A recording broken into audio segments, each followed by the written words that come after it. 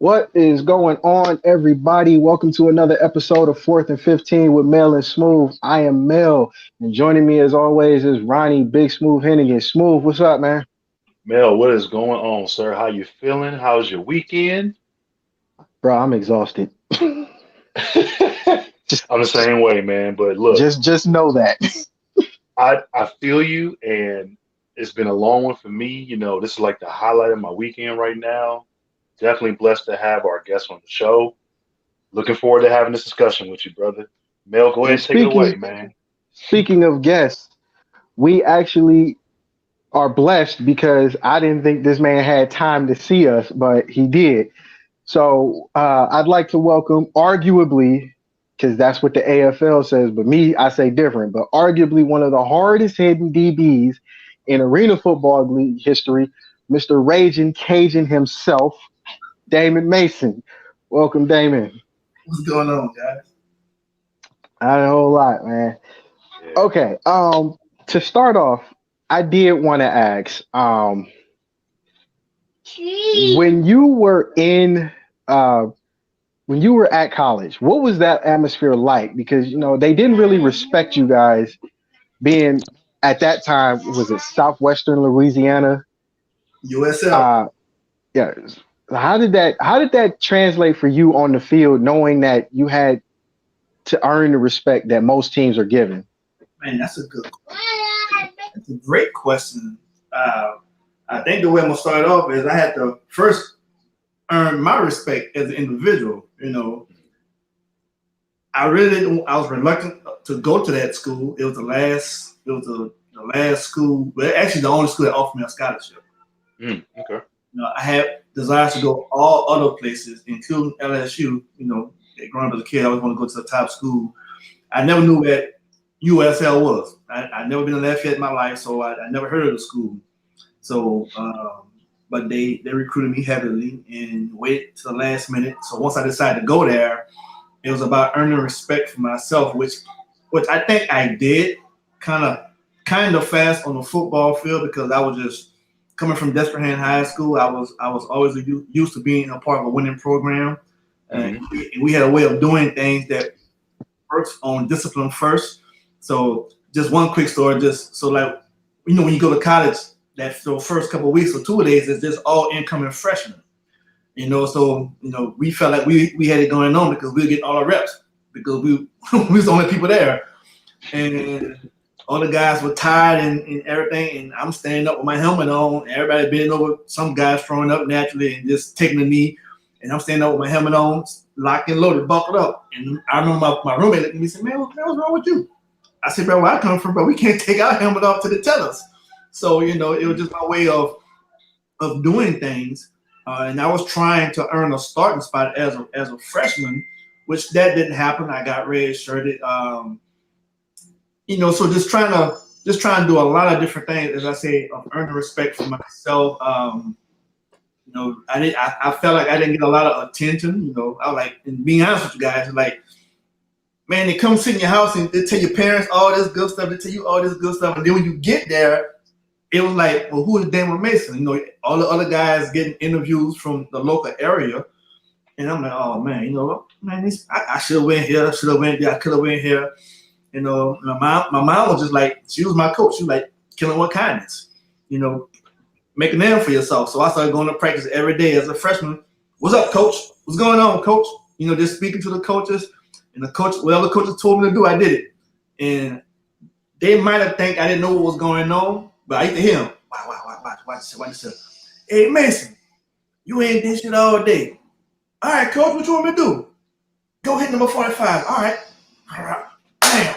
So I just did stuff crazily and stupid just to make a name for myself. And the coaches, the defensive coaches got a kick out of that. And then I made a name for myself as with the players in our first scrimmage. A lot of people wrote stories about that over the years. I hit a tight end in the cover two. Tight end went in the flats. I hit him in the ear hole. Boom! I became known as a hitter, not as a cornerback. But then I ended up flunking out, losing my scholarship. After academic hardship as a my first semester, and then being put on probation the second semester, if you guys don't know, when you're on probation, you got to have a 2.0. I had a 1.9. So I lost my scholarship. They could have gave you that. Well, they strict with it, man. But it was a blessing, though, because remember, as I said, when I got there, remember, it's all about earning respect for myself first. Trying to make a name for myself. And football-wise, I did that. So I remember when I lost my scholarship, as soon I promise you, it was more like my grades. How your grades come home, you're like, Lord, I'm afraid I didn't grades up. You know how your parents gonna respond if you got bad grades. And so when we saw the grades and realized that I had lost my scholarship, I remember getting a phone call right after that, and there was one of the coaches said, "Well, Damon," I said, "Well, coach, what does this mean?"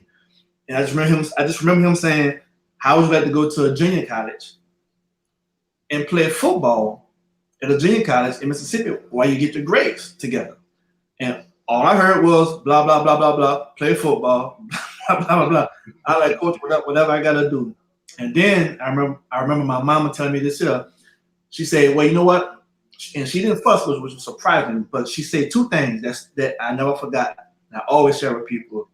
She said, "I remember when you went there, all you kept saying was, I shoulda, woulda, coulda." Remember I said how the coaches act like I didn't exist, and I was like, man, I shoulda did this. Everybody watching highlight. Everybody had the highlight film watching in high school. And man, I shoulda did this and shoulda did this. And she told me, said, "Well, you know what? Sometimes it takes for God to take something from you in order for you to appreciate it." Right. And then the second thing she told me was, how could you can't do what everybody else was doing. Again, in college, we going out, man, we was going out from Wednesday to Sunday. Now, I didn't drop a class. I didn't miss a class. Now, that's the thing about it. Because, I was trying to do that high school thing. I'm going to push myself as much as I can, but I know my limits. So I would go out and come home and study, thinking I was doing something. I'd go to a party. I'm going to go to a party for about an hour, stay there about 3-4 hours, and come back to my type of term paper. And people was like, "Man, how you think you did your test?" Man, shit, I studied, bro. I think I passed. F. F. But anyway, so the point was, she said, you can't do what everybody else do and expect to get the kind of results that you want. So I went to Jones Junior College in Ellisville, Mississippi. The same classes that I had all the Fs in my first semester. And the Fs, the few Fs, the second semester, I took during the summer, had a 2.5. And during the fall, I had a 3.0, and then on top of that, I made all state Mississippi team. In only 7 months, went to a bowl game, made a big name for myself. People like Bobby Bowden was trying to get me to come to Florida State, but my mind was set on going back to USL because I had unfinished business. Now I made a name for myself. I made a good name for myself, but I made a bad name for myself because I lost my scholarship. Like my mom, she said. It's a blessing that you did something right, that these coaches out of a freshman who had never touched the football field, they felt obligated enough to help you get your grades together because there's subtle future in you. Wow. And so, when I went back to USL, man, I slowed down, and then I say this here part about earning respect for the football team. We go further with it. The last game of that freshman year, before I left to go to junior college, my university, they lost to a team called Cal State Fullerton. All right? If y'all laughing, that's the year that Cal State Fullerton ended their football program. Yeah. Wow. And so I remember sitting at the top of the stadium. I remember sitting at the top of the stadiums, the last game of the season, watching us lose to Cal State Fullerton. I'm like, how the hell you lose to the team who disbanded their football program? And I was like, man, I can't. This do have to change, bro, because I ain't used to losing. Again, coming from Destrehan. So things change. A guy by the name of Jake DeLone came along, and some different things changed, and people stepped up. So when I went back to USL, man, I want to say I was spring of '94. There was a different mindset, different program. Plus, I was a lot more stable. Okay. I caught your Facebook.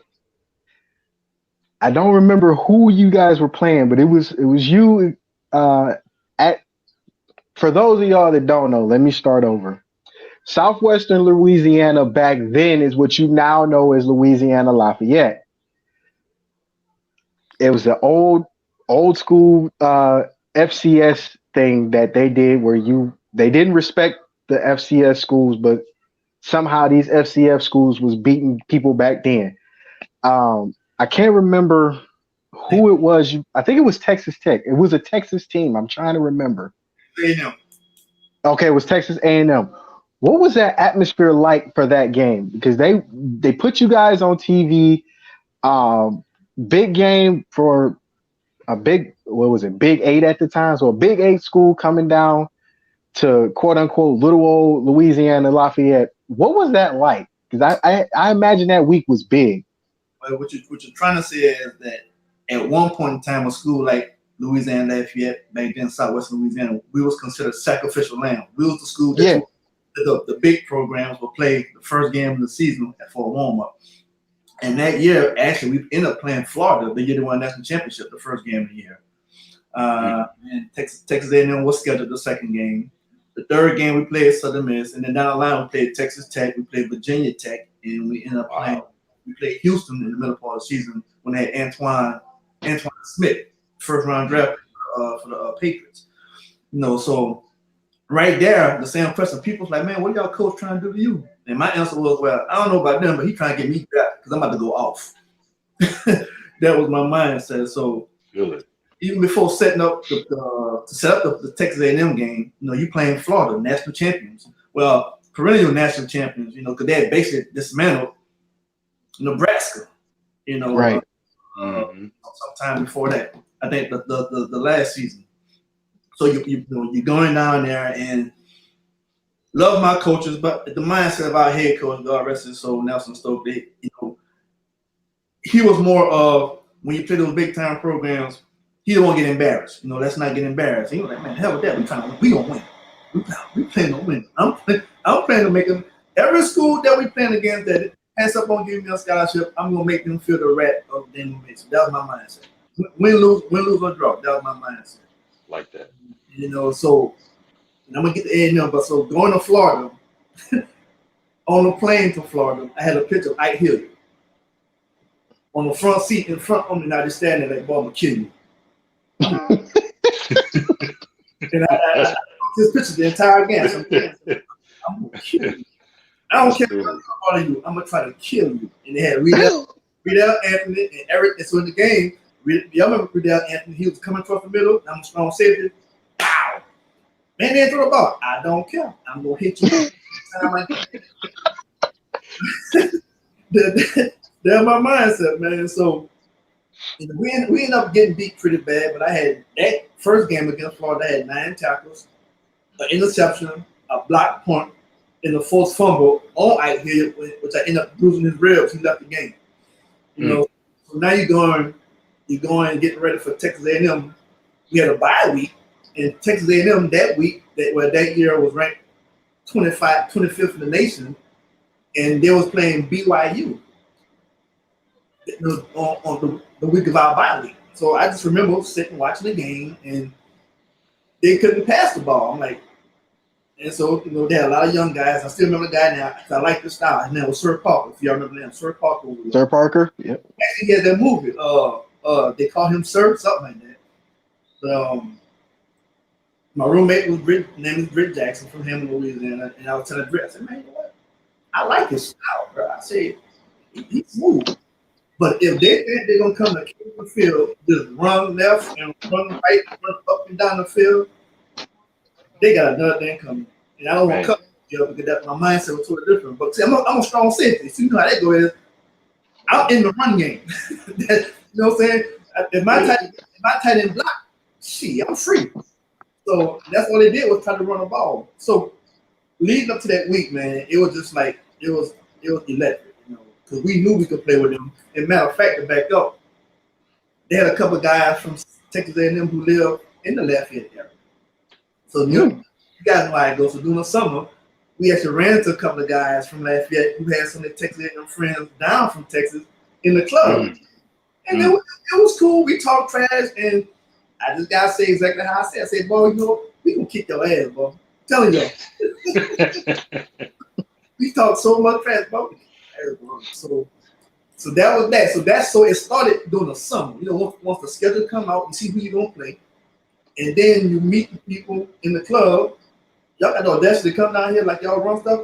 Okay, okay. So I'm talking trash then. So leading up, and then after we played decent against Florida defense, I hate to say it that way, but so that whole week for A&M, man, it was just like I didn't want to talk.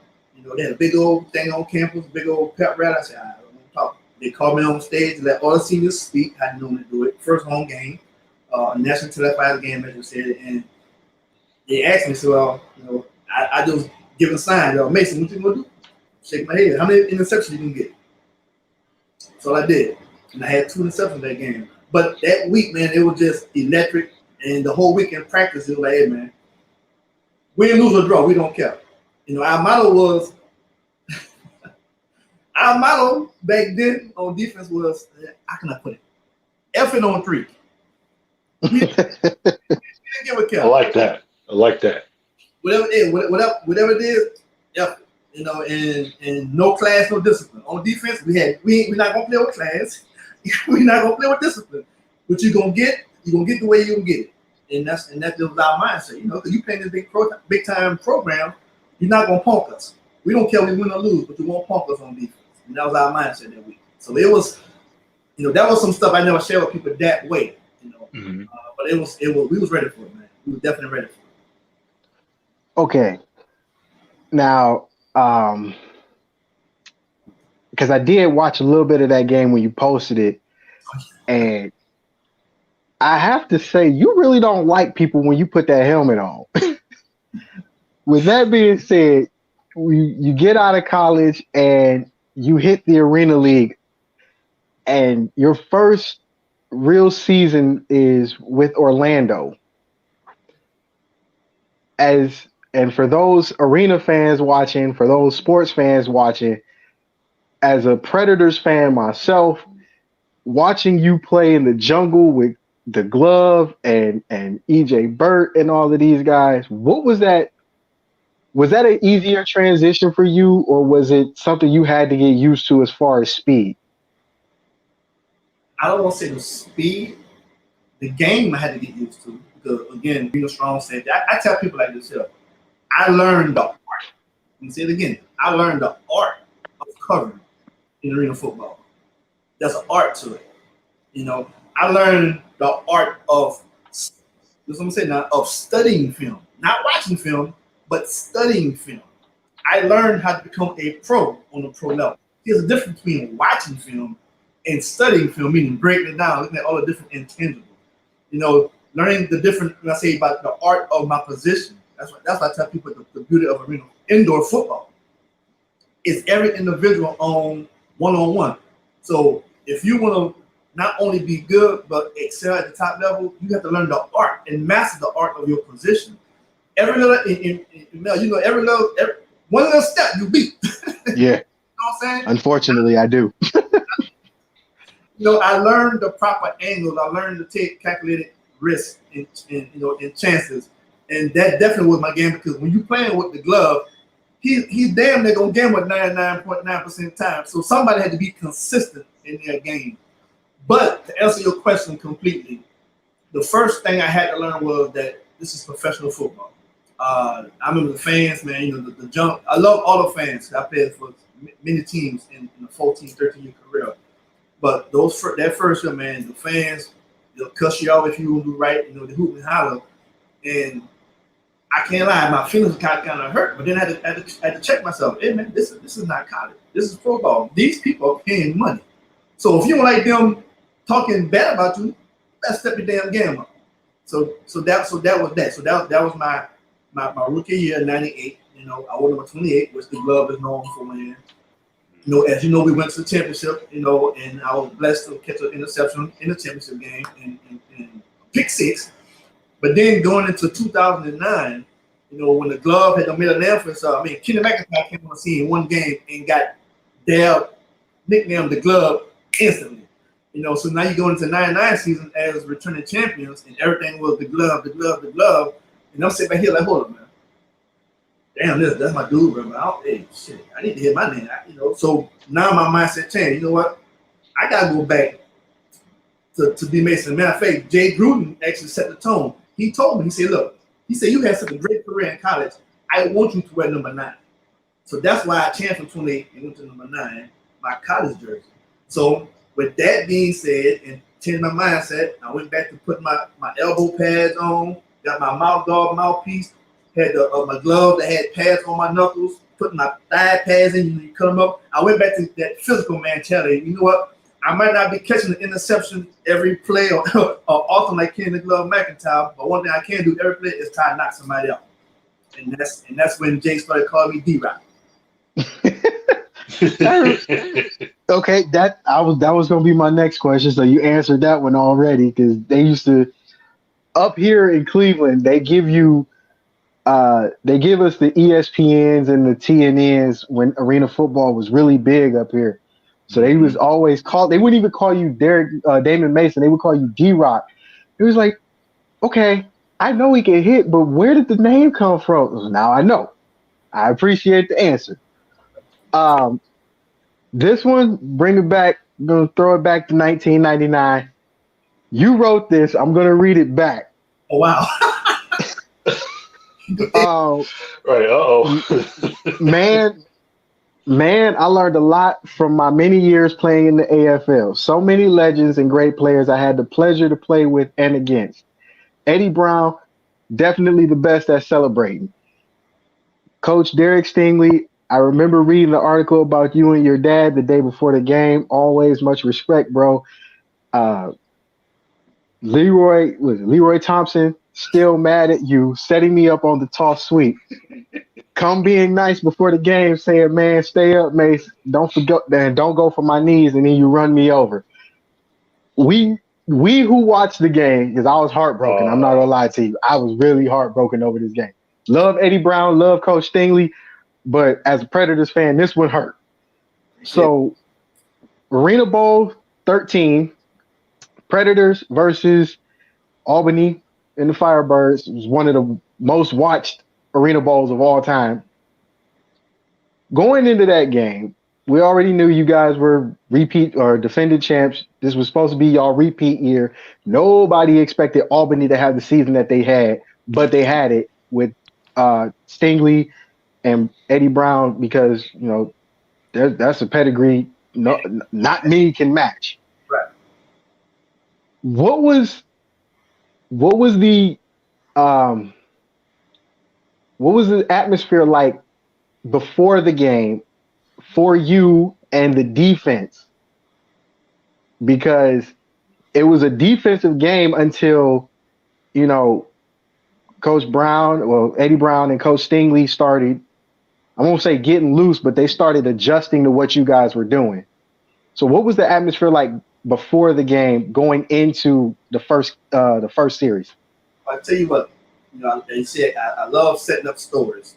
Someone said it like this. Remember, we were 8-8 that year, so nobody expected us to even be in the playoffs and to make the run that we did. And personally, I heard, and I don't think Jay noticed it, but personally, I heard some comments that that Jay had said to someone else, to actually quote unquote somewhat of a friend who played for Iowa, who we played and beat in the semifinals to go back to the Arena Bowl, which I had 2 interceptions and 1 for a touchdown.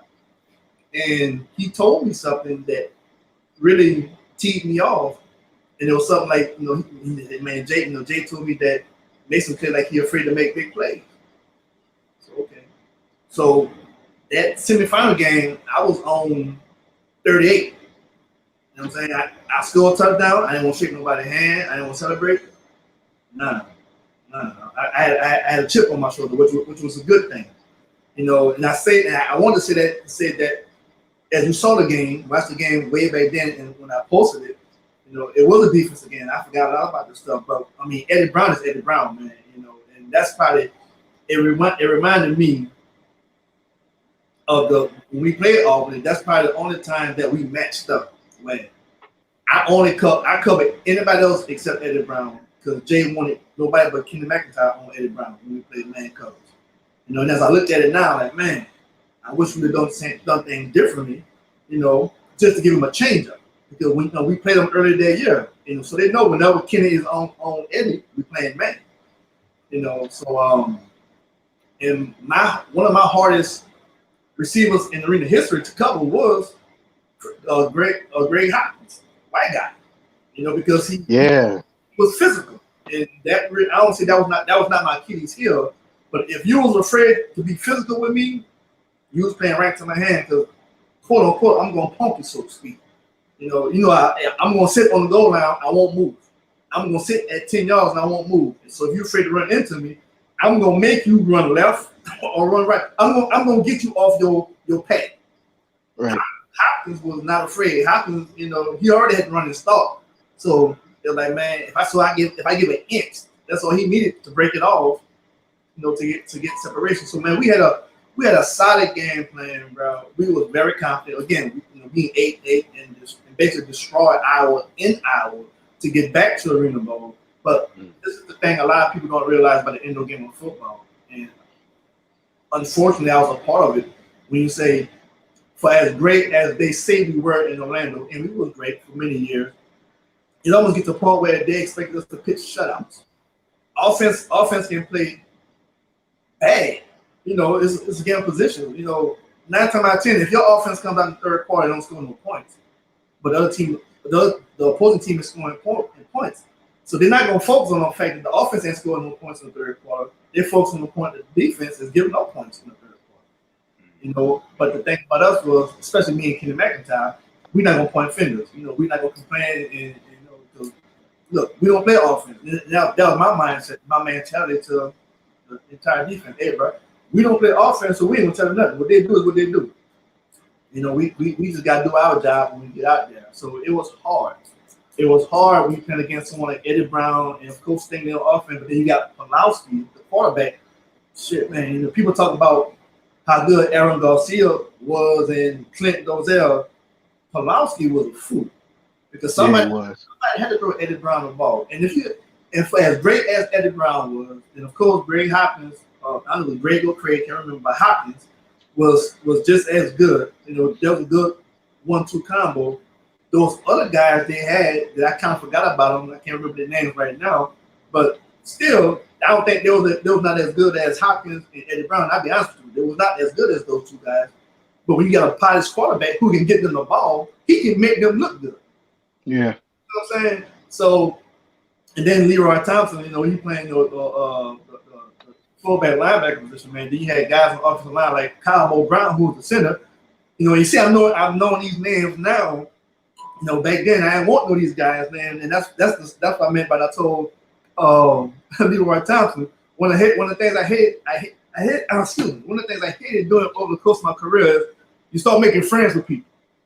And before the game, you laugh and clown, and me and him had to play against each other enough.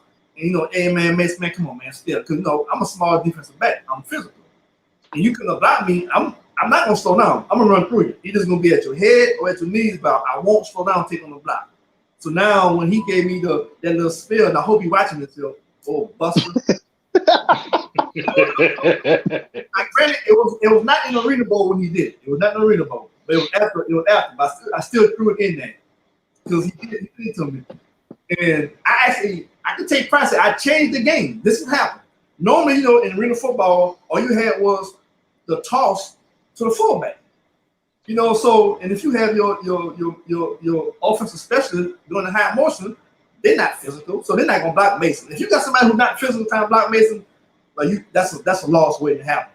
So what they started doing to change the game was they'll take somebody like Eddie Brown and do him a loop motion and throw him a toss and let the fullback lead block. Oh. So now I'm fighting off the OS specialist. Now the fullback coming to block me. So Leroy set me up because he said stay low, so I didn't want to take him on. I stayed high. He ran over me. I looked up, said, "You bastard." You would tell me stay low, but you ran over me. I said, "Okay." And every time we talk, I always bring it up. Say, "Bring you a bastard." Leroy, if you're watching, apparently Damon still ain't over it. Set the boy up, man. You know what? I'm gonna be honest with you. As a DB, and wide receiver, I knowing that these plays happen, I can't say I'm mad because I would be mad too. Like you set me up, man. You had me thinking one thing, and then the game start 8 different people running at me at the same time. And Leroy Thompson was not a small guy because Very physical. like for those watching, you got to remember in the Arena League back then, the fullback was generally a center, a center that couldn't snap the ball right. So they moved him back to fullback and just told him to block. Sorry. Yeah. It's like Ronnie, just being real, man. Like that's usually the teams that I played on when I first started playing indoor. That was really what a fullback was: a center who couldn't snap the ball right, but he could block his ass off. So coach would put him back there and say, "Just don't let nobody touch the quarterback and have at it." And that's what would happen. So I can understand it. That is so crazy, man. Good time. Okay, so 98. You win your first Arena Bowl. 99, you lose to some friends up in Albany. And then 2000 rolls around. And you get your second championship. Now, me, I've only won 2. So my question is, which one for you is better? Is it the first championship or is it the second championship after you've settled in? You know what's funny? The second one is the better one, but it's the one I'm still disappointed with because I don't think I played my best game. And watching the film recently, that's another thing I posted. I said, man, I watched the film today. It's like, hey, man, how the hell did what was I thinking? Oh, I can't believe I did that. So I'm still critiquing myself like I can do something about it. It's funny because that was my lead in to the next post that you made that I had caught because I remember this one because it was against Nashville and Nashville was the surprise team of the league that year because it's football in Tennessee outside of the Volunteers. Nobody expects football in Tennessee to be good. So the first question I was just being honest, man. Back then, Titans wasn't even good all like that back then. So you said the first question after watching the Arena Bowl, you had on 3 questions. The first one was, how the hell did I let Jeff Russell beat me deep? I was wondering that same thing because to me, Jeff Russell wasn't that good. But the game was so lopsided, you couldn't help but see things like that happen. So Jeff Russell beats you deep. The second one was, oh man, well, it's James Barron, but apparently James Barron jumped over you on the screen. Yeah. But it's James Barron. To be fair, it's 2 greats going up against each other, and James Barron is arguably best fullback in all of AFL history. And then the third one was Darrell Hammond beat you deep on the last TD. So, what made you start asking yourself these questions watching the game back over? Because like I told you, I watched the game and I remember not being overly impressed with my game. And I remember him scoring. All these years, I remember him scoring. And we was like, and it wasn't that he beat me. We was like, how the hell did he get so wide open? So between me and Brett Cooper, I'm like, did I blow him cover? Did Brett blow him cover? But as you saw, he was wide open. I still don't remember what happened. Jeff Russell, and first of all, rest in peace to both of them, because both of them guys passed away, man, for some years now. Jeff Russell and Hamlin. Hamlin was a baller, and Russell was not shabby, but I didn't know that, as you heard the commentator, they say he had 2 separated shoulders. Well, I wish I had known that. It's so bad because Nashville did go into that. Some players from Nashville did go in hurt. And I do remember them saying one of them had 2 separated shoulders. And I'm like, well, how is he even in the game? Yeah. Like, why did the coach say, okay, go play? And then I thought about it. I was like, you know what? It's the Arena Bowl. It's your first shot here. I would have felt the same way. Take me up, shoot me with the cortisone, whatever we got to do. 2 separated shoulders, though. And he was getting his hands up. Like Like he wasn't just in Gator arming it. He was like putting his hands up and reaching out for plays. And I was like, man, they need to take him out. When he beat me, I see myself come underneath and the ball was thrown over top. So now I'm wondering, did I just make a bad? Of course, I made a bad angle, but I wonder what the hell was I thinking to have him get behind me? Because nobody gonna get behind me. 9 times out of 10, you gonna have to make a spectacular catch to score a touchdown on me. Because I think everybody knows Damon Mason plays damn the 10, 15 yards deep. You're not gonna get behind me. And so I'm wondering, was he in stationary? Did I press him and miss him or something, or did I just come down underneath? I mean, I was there, but I was on the wrong. I was not on the upfield shoulder. I was underneath him, and we all know as defensive backs, they say do what? Don't ever come underneath unless you get both hands on the ball. So that's why I'm like, what the hell was I doing to let him get behind me like that? Now Barron on the screen, yes, Barron played tight end, not fullback, but he played tight end. It was a tight end screen. That was my mistake. As I watched it, a lineman was coming to block me. Now, granted, I'm not saying it's both of it because it's truthful. Being an all-time leader in tackles, I'm not afraid to tackle people. I'm not afraid to. I mean, I don't care if you're a lineman. You won't block me because I'm too fast and too physical. You're not just going to block me easily and just drive me. But when I looked at it, I tried to dive at his legs, and he jumped over me. So that pissed me off because I should have hit him dead in his mouth. Because he's not. I mean, what is he gonna do? He can't shoot. You know, he's a moving target, a moving building that cannot run out. He can't hide nowhere. His right. Only was either jump over me or drop his shoulders. So of course that's the older Damon Mason thinking now compared to the 25-year-old. You know, and I'm sorry, the 26-year-old in his third year. You know, even though I had 100-some tackles that year. So as you see. That's what got me so upset about that one. Why the hell did I let Barron jump over me and not try to hit me? And great player, I mean, of course.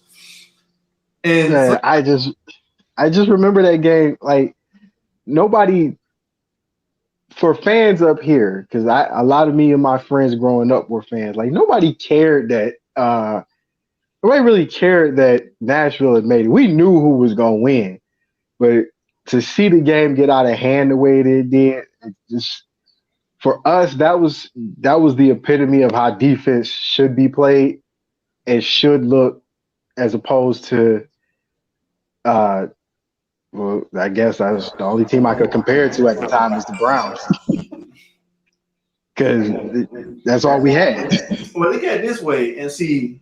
People might have been surprised that Nashville got there, but then you had Andy Kelly, who was a great at Tennessee. You had Corey Fleming, who was a great wearer at Tennessee.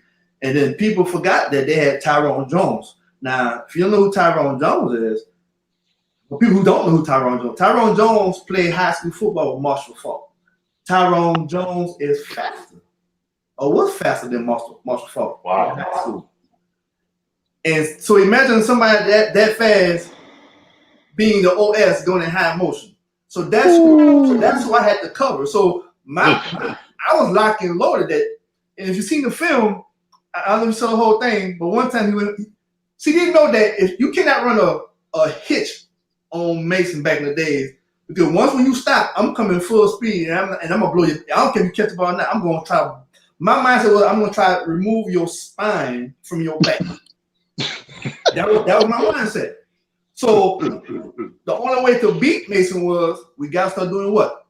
Double moves. So then, and again, you being a defensive back in the game, you know, they change the rules to now they give intentional fouls, spot fouls. Before it was just 5 or 8 yards. Yep. But they call the Damon Mason rule now, and they changed that where no, if you intentionally do a personal foul, is a spot foul. So Tyrone in the Arena Bowl ran a hit and go, and I came down because he's so fast and I was coming so fast. I didn't try to stop. I just cut him. And the penalty was they called illegal chop block. What? Oh man. Yeah. They. And you gotta like Ronnie, like I don't tell you nothing I ain't never went through. But these refs in indoor football, arena football, these refs is totally these refs is worse than high school refs. They're worse than Oh Pee wow. Wee refs. Like especially if you was a team that had a reputation for being physical or dirty, Mhm. you had nothing coming. And you could tell if you went back and watched a lot of the Predators games, they were a very physical team. And they would hurt you if they got the chance to, like just off of big hits, quarterback sacks. If they got to you clean, it was gonna hurt. So if you go back and look at some of these games against Tampa Bay, I Iowa, Grand Rapids, and teams like that, you see a lot of personal foul flags just because they was hitting people. let me tell you this here. Inside scoop. When you say Iowa, that's why I say Iowa. Garcia took for as many touchdowns as he threw, that's how many late hits he took. They told us, Man. our defensive line told us that game. The game before we went back to the Arena Bowl against Albany, right? We played in the semifinal game.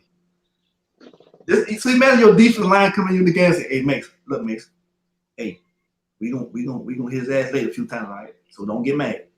We gonna hit him late. We gonna hit him late because everybody know that Garcia don't like to get hit. So see when you know a quarterback don't like to get hit, they're gonna either throw interceptions or they're gonna do stupid stuff.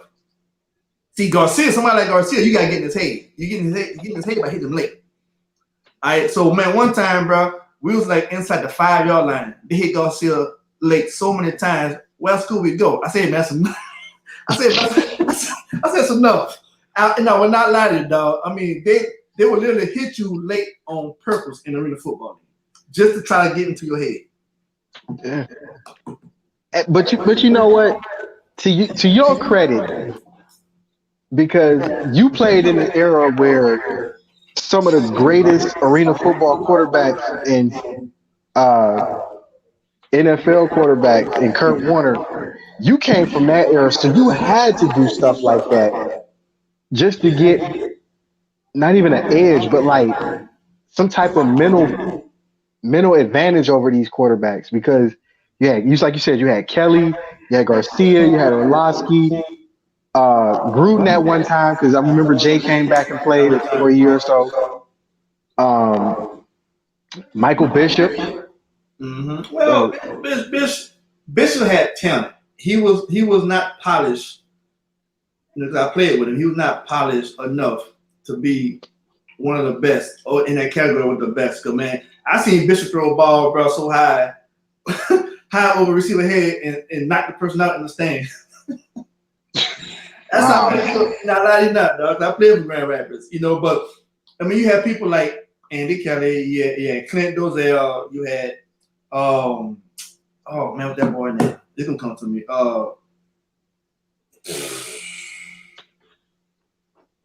Joe Hamilton, I put Joe up there. Joe younger than me in the league, but I put him up there, man. But you had a lot of guys, man. And Clint, for as good as Clint was, Clint played with some bad teams and put up a whole bunch of numbers way before I got there with the Houston Thunder Bears and then with the Portland Fire Dragons, whoever they were. You know, what's your boy name you just mentioned? Kurt Warner. My rookie year, Kurt Warner rookie year in the NFL. So I missed Kurt by a year. You know, Okay. but you still had a lot of old heads.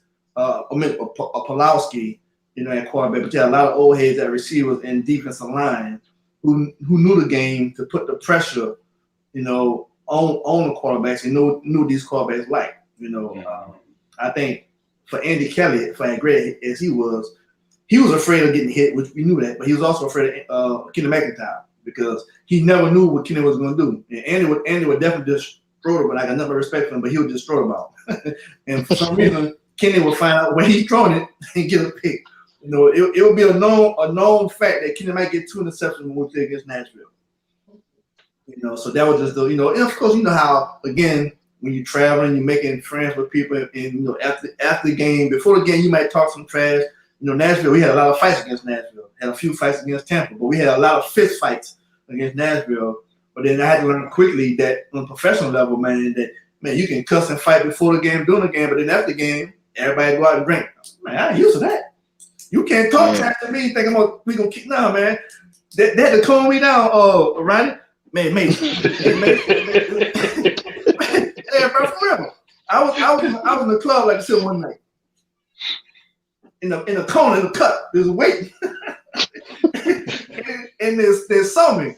It was Nashville. They saw me. It was Andy Kelly. And Andy looked at me, started laughing. I seen him put a bug in Jay's ear. And so Jay came up and said, Mace, hey, man, you gotta calm down, brother. Just, the game over, bro. I said, bro, I don't do that. You ain't gonna talk to me, bro. If I don't get you good, I'm gonna get you after the game.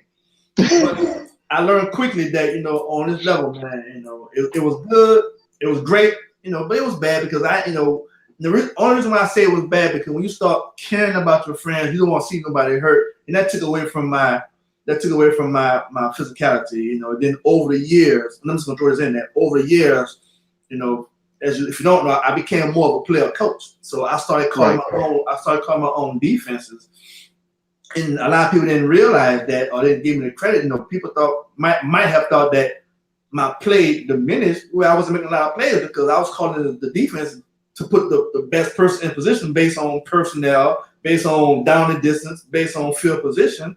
I didn't care about making a play. My mindset was I want to win, and I want to, this can prepare me to a whole nother level. I'm not gonna call a play just for me to make a play. Nah, it's team ball. So right. Now you had, to my knowledge, you had like 4 or 5 stints in Orlando, and each time we all know you had to see Tampa. Was there any point in your career that the Tampa game was just like, I don't even care about winning, I just want to hurt somebody because they got on the Tampa uniform? Nah. I don't think I ever had that mindset. I always wanted to beat Tampa. I'm gonna tell you one thing I tried to do as a rookie, which was stupid. I tried to say, what? I'm lifting weights. My whole mindset is, hey man, I run a 4.42, 4.43, whatever. You might be 200 some pounds, 6 whatever, but I'm running 4.4 and I'm not stopping. Either I'm gonna knock you out or I'm gonna knock myself out, but you know you've been hit. So I had that mentality running on kickoff and try to run up on one of the linemen and I almost broke my neck. So I said, you know what? Let me be a little bit smarter than that. A big old lineman, them boys big, So yeah, man. But when we played Tampa, bro, it was I want to say it was a mutual respect thing because we knew what they was gonna do. Me and Kenny had so much respect for Malcolm. It was funny. How it is. Really, everything is right there. So he looked at us. We looking at him. We make a play. We look at him. He cussing him out. And he look at us. Be like, some of the best things that I heard him say was, "Y'all mean to tell me y'all can't stop Mason little ass?" Oh. Because they couldn't block me. He couldn't.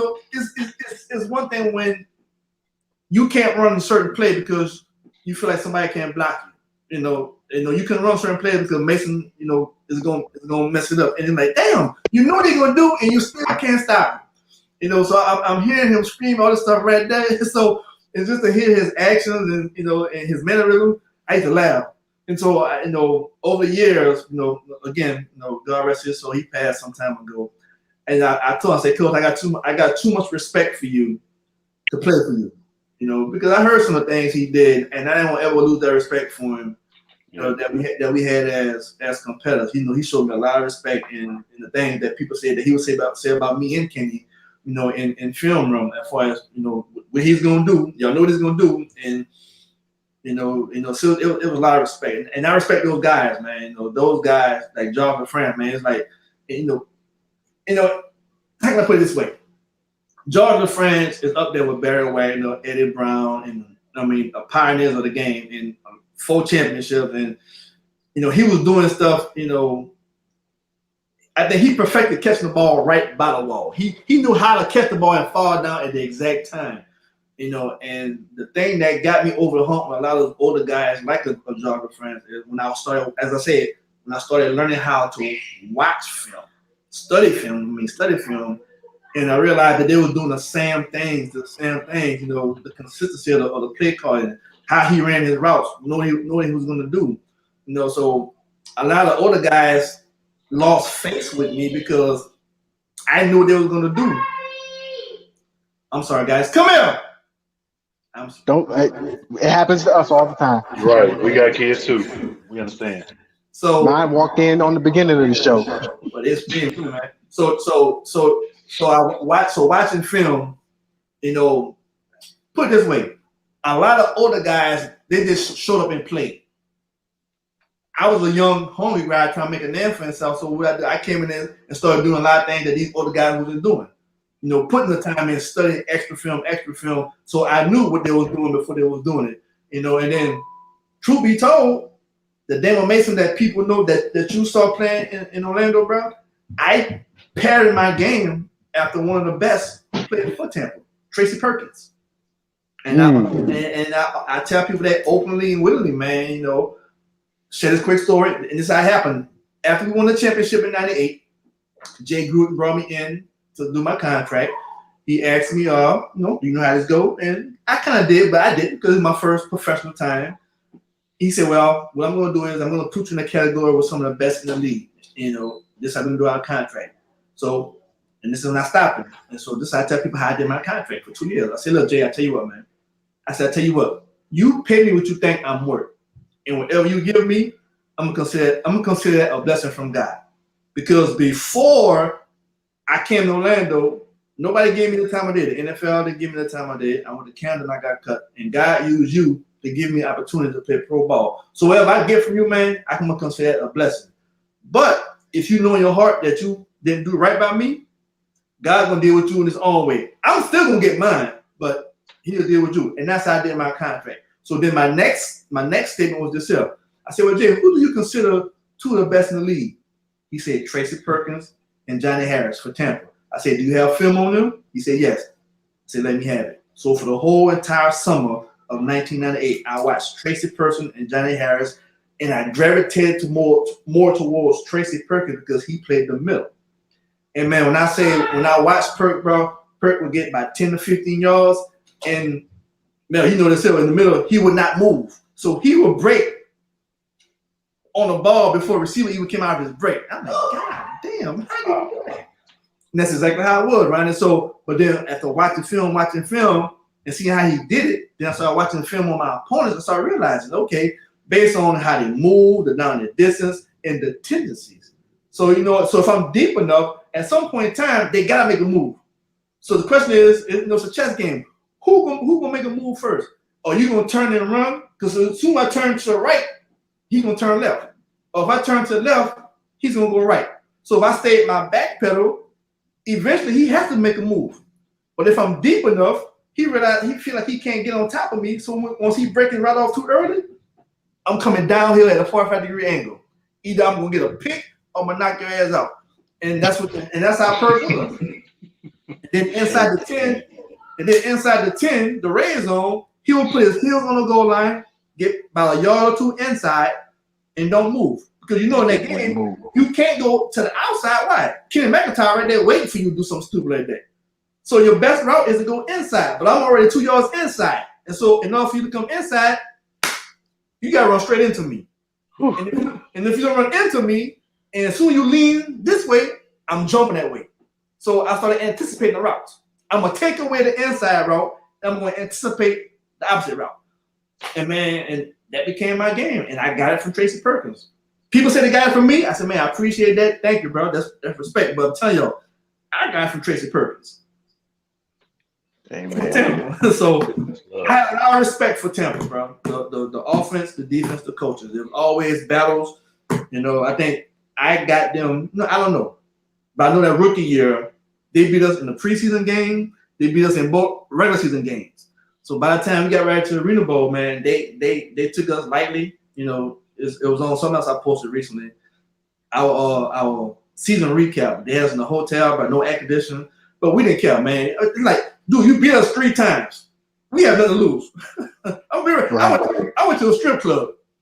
I left a bunch of us. We left the bowl, the arena ball. No, we had the arena ball, right? They're doing the all league team. We had nobody who made the all league team, and then our entire team was way in the very back of wherever we was at the hotel. We was on the very last table in the back. Our entire team. No disrespectful. So we just left. Shit, I went to, like I said, me and a whole bunch of guys. We went to a strip club. Yep. But you know what? Outside of Ohio State, Michigan, Tampa Bay, Orlando is like one of my favorite all-time rivalries because that was just a game to watch. It was fun. Okay. Now, I do have to ask, because I know you were still playing when this game came out. Did you play the arena football game that came out? And did you play it yourself? Always. Always, yeah. It was fun. It was fun. I think the best one for me though is when I was playing in Austin. You know, they had me as the franchise player, so I was real fast and I was getting paid a lot of money. It was cool. You know, now that I think about it, we had Atu Molden on one of the shows, and we asked him the same question. So I just had to ask. Yeah, I remember we had somewhere we did. Again, I was in Austin, played the most. They had Arena Bowl tournament, you know, on the game. So I remember winning the tournament and getting a free game. Nice. That's the game I said. Yeah. I never paid for one. I refused to buy it. No. Yeah. So every game I had, either you gonna give it to me or I'm gonna take it. So I ain't either you gonna give it to me or I'm gonna take it. Either way, I'm gonna get it. All right. I can't do nothing but respect that, man. All right. Fast forward, you retire and you turn into coaching.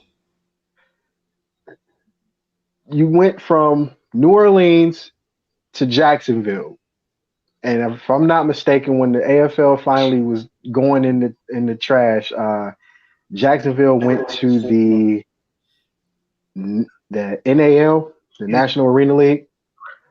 And if I'm not mistaken, you won an arena championship as a coach with Jacksonville. Correct.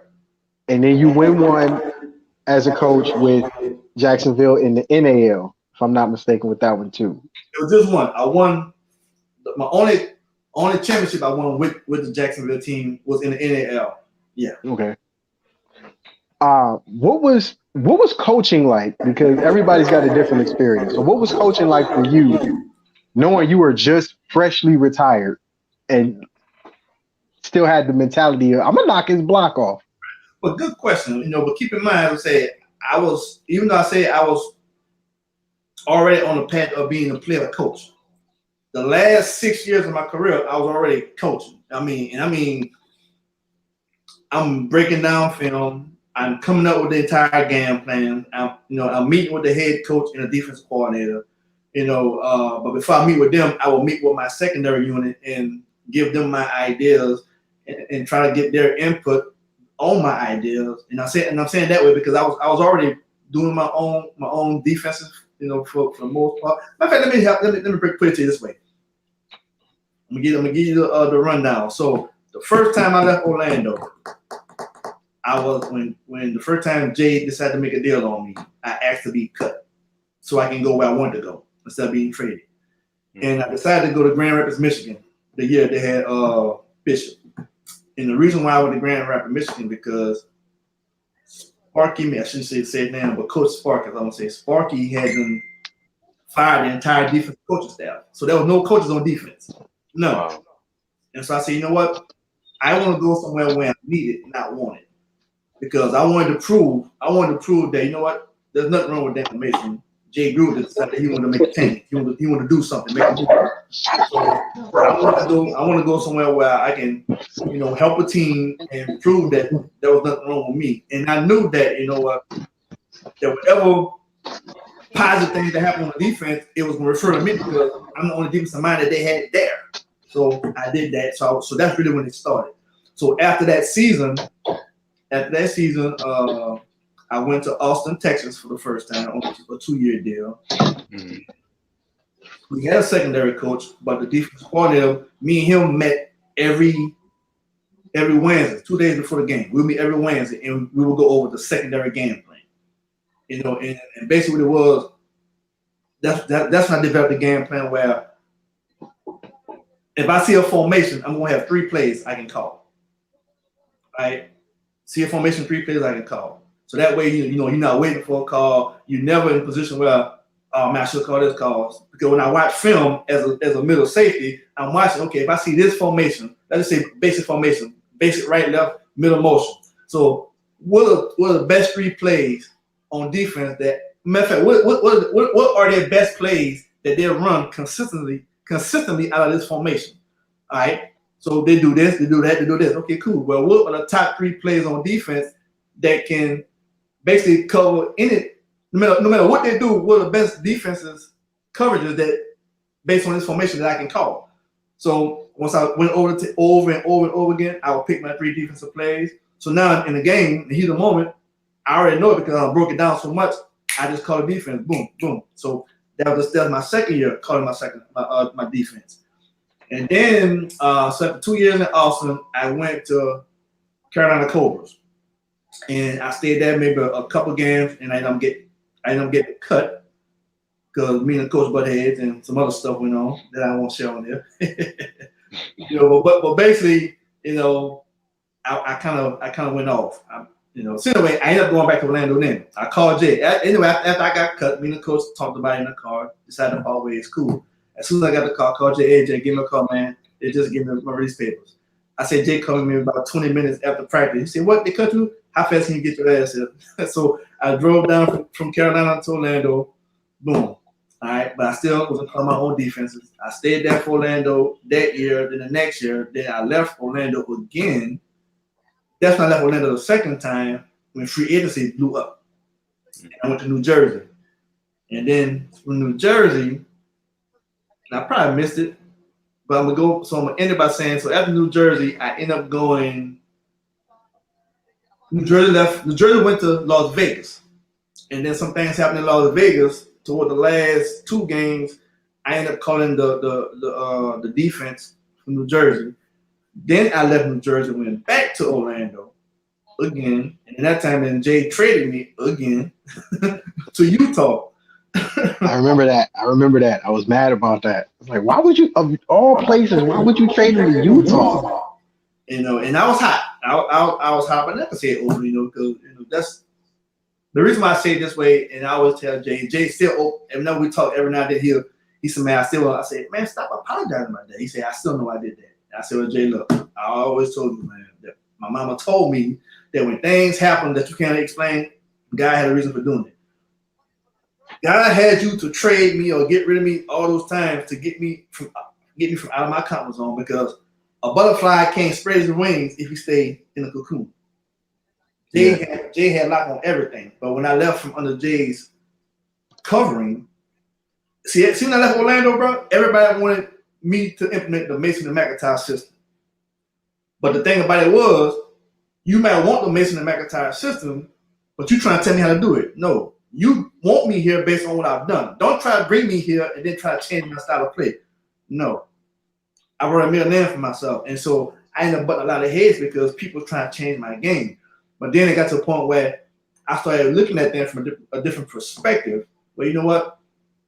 I need to start changing my game. I'm getting older now. People are starting to study film. I can't just sit there at 10, 15 yards deep no more, because people starting to do different things. Then you got people like Cleavon Thomas was changing the game, playing press every play. So instead of me being so stubborn, I started saying, you know what? Let me learn how to improvise and how to take some of these things. You know what? I might not be comfortable doing it, but I had to find a way to make it work. So I would tell people, as a defensive back coach on any level, I perfected the art of making things work. And that's how I coach. I can look at a defense. I say, Coach, when I coach high school football, and they were telling me about the coverage, when I came back from arena football and they had made some decisions without me, I said, Coach, let me sit down. I said, explain this defense to me. I said, first of all, the reason why I want you to explain it, see, once it makes sense to me, and I will see how I will play it, now I can coach it. the thing about coaches, too many coaches draw up all this stuff, but they don't know how to get people to how to execute it. So I always put myself in a position of, you know what, how would I play this here? What would I do? If I play this, if I play corner, safety, what would I do if that was me? And I'm watching it and breaking down film as if I'm still playing. What would I do? So then I would teach my players in high school, even in the arena, to play like me. Now, you're not going to play like me, but I'm going to teach you the game on how I will play it. But then I'm going to ask you, now, how would you play it? You know what I'm saying? So that's what I did. So anyway, that's what I'm saying. So in Jacksonville, to answer your initial question, when I got the coaching in Jacksonville, man, that was a blessing in disguise altogether. Because if you remember, Cy Burley, you know, former teammate of mine, Cy called me. I was on my way to work, and I saw that they had lost, undefeated the whole season, and they had lost to a team in Mexico. You know, so I called Cy. No, Cy called me that night. I said, man, I said, practice about it. See what happened. He said, man, basically the team had put together an all-star team just to beat them. A bunch of older arena players, and Cy ended up firing his defensive coordinator, his secondary coach. You know, he said, Mace, I don't know what made me think about you, man. I said, but the Holy Spirit made you think about me. He said, I don't know what made me think about you, but he called me and said, man, come help me win this championship. I said, bro, you know what? I might be able to do that. So he called me. They had just lost, so they had one more game left to play. I was on that for 2 games. So he called me. I said, I'll tell you what, we got to do some things. I said, I got to go to work. I got to talk to some people. I got to make some things. Because I'm about to leave work to go coach for about 3 to 4 weeks. I know in Jacksonville, right here in Georgia. I said, but I tell you what, while I make some things happen, send me the film of the last game so I can start looking at it. So needless to say, some things happened, things worked out. So that's why I knew it was meant to be. It was a blessing. And so when I finally made it down there, I said, I see what y'all was trying to do. So now I'm critiquing it based on my knowledge. You know, I said, I'm not trying to reinvent the wheel. So they lost the last game of the season, and then the very next week they had to play that same team in Jacksonville for the first game of the playoff, and we blew them out. And I said, you know what? Well, I'm not gonna add nothing different because y'all had this team beat. I'm just gonna polish up on what you was trying to do. I see what you was doing, but what you was trying to do. So I fixed that up, you know, and it blew them out. And then the next week we had a bye week. Then the National Arena Bowl in Jacksonville, which I guess you can say we pitched a shutout. It was 13 at the halftime. You know, and you know, it's almost like me playing because I'm watching film. What would I do? Mm-hmm. What would I do? And so I went there with my system. Like, what would I do? Oh, I see a formation. I got 3 plays, and I'm like, man, this really like some Arena 2 stuff. You know, but that's my mindset. Cause I'm a seasoned vet, so I'm coaching as if I'm playing. So I'm telling the guy, hey man, do this. Look. So now I find myself teaching the game, and there's another thing about coaching. I pride myself on being a good teacher of the game. Right. Something to tell you what to do, I can still show you how to do it, which I did. Show how it's supposed to look. I can show you what you're doing and tell you why you're getting beat. I can tell you why things not working. But if I can show you and explain to you the pros and the cons, basically what I'm saying is once I can make you comprehend on what's going on, then you're not just playing football. You thinking the game. You know, we all heard people say that. Don't just play the game. Know the game. Think the game.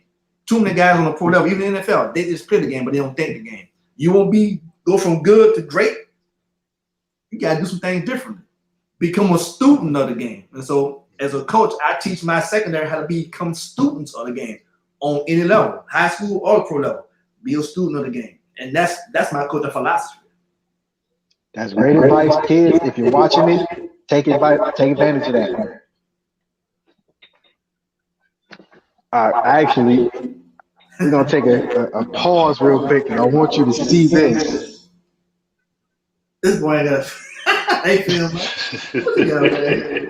It's the Nashville game. I had to. It's the Nashville game in the Arena Bowl, and that's what I missed. To be honest, that's what I miss about arena football because to have the championship game at your house, that's nothing better than that. Right. Huge. And and what 13,000 people in the jungle, man. The end zones is cut off at the corners.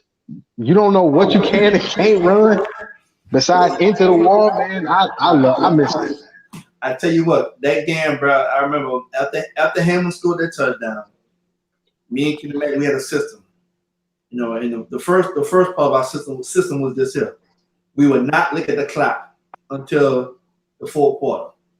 Because I don't know if you guys have experienced this. When you look at the clock, it's like, damn, this shit going slow. Like, man, hell, man. So like, you know what? We don't watch the clock until the fourth quarter. All right. The next part of the system is, and this is when I developed for the secondary, that it was on in the third quarter after halftime. If we get the ball first and we win, this is I answer the whole thing. But if we get the ball first on defense, my mindset is, you know what? Let's make them run as many plays as they can. If they score, let's try to come out of the third quarter with them scoring only one touchdown or hopefully none. You know what I'm saying? Just one touchdown. Because he wants, especially if we have the lead. Because if we have the lead and they try to play catch up and they come out scoring only one touchdown, now in the fourth quarter, their butthole tighten up because the clock is ticking. You know what I'm saying? So everything was a sign for me and Kenny Mack. You know, if we get the ball first on offense, naturally we want our offense to score as fast as they can. But again, it goes back to defense. Let's slow them down. Let's try to keep them from not scoring, if at all, in the third quarter. Because in the fourth quarter, they either they give us a chance to catch up, or it's gonna give us a chance to make them panic because now they know the clock is gonna tick a lot faster in the fourth quarter. Then the last part of the system was this here. Not the system, but that championship game. After Darren Hammond scored that touchdown, me and Kenny Mack sat down. We looked at each other. Offense was driving. We see he was trying to set up for a field goal. So right when David Koo was going to kick the field goal, we sat down on the bench. Man, you know what, bro? We've been through too many of these shit. And so while he kicked me, we just kind of looked at each other and said, look, you know what? We ain't going to look, bro. We going to look at each other. We can let the crowd tell us who won, if we won or not. Yeah, we did, bro. You know, and that's why I say, bro, it was exciting, but it wasn't even all that because, okay, we won it. We lost it last year. We've been there. This is our third time being there. It's at home. You know, it was a close game. We felt like it could have been a blowout. They fought back. You know, the last time they had the ball, they scored. So that was a sour taste in defensive mouth. You know, we glad we won it, but I'm going with that. I'm glad we won it, but like, yeah, but we didn't play our best. You know, we could have blown them out. You know, get us some easy touchdowns. So yeah, we happy we won, but shit, I want to make them feel it. Are you still in contact with most of those guys from those championship teams?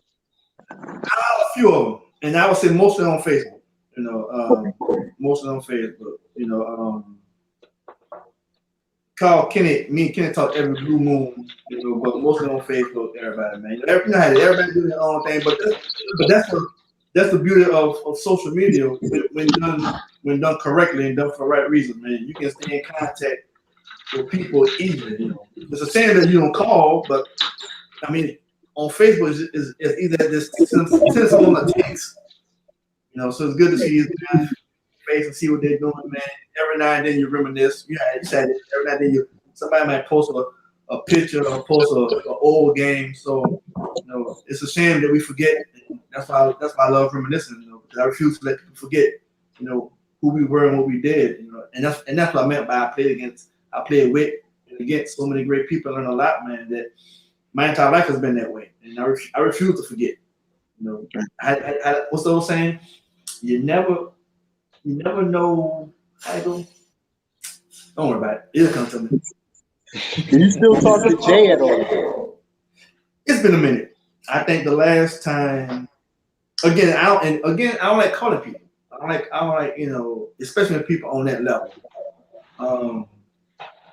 I never did like when people feel like I'm bothering them, even though I consider him a close friend. He did a lot for me. Even though he traded me and cut me, stuff like that. But, you know, that, like I said, that's part of it.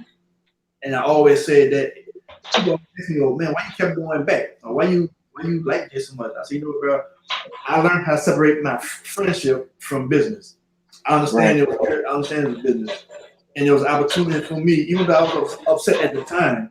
But each time it gave me an opportunity to show him and everybody else that you know what, your friendship mean a lot more to me than I might be upset, but guess what? I'm gonna get over that, and give you an opportunity to see who I truly am. That I don't hold those type of grudges.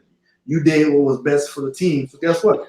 When I became a coach, I understand now that what it means to make a tough decision. I'm gonna do what's best for my program, not what's best for an individual. So but anyway, when he was a head coach and now he's with Jacksonville, I would prefer sending him a text, and say what's up, or send him a message on Facebook to say what's up, a personal message.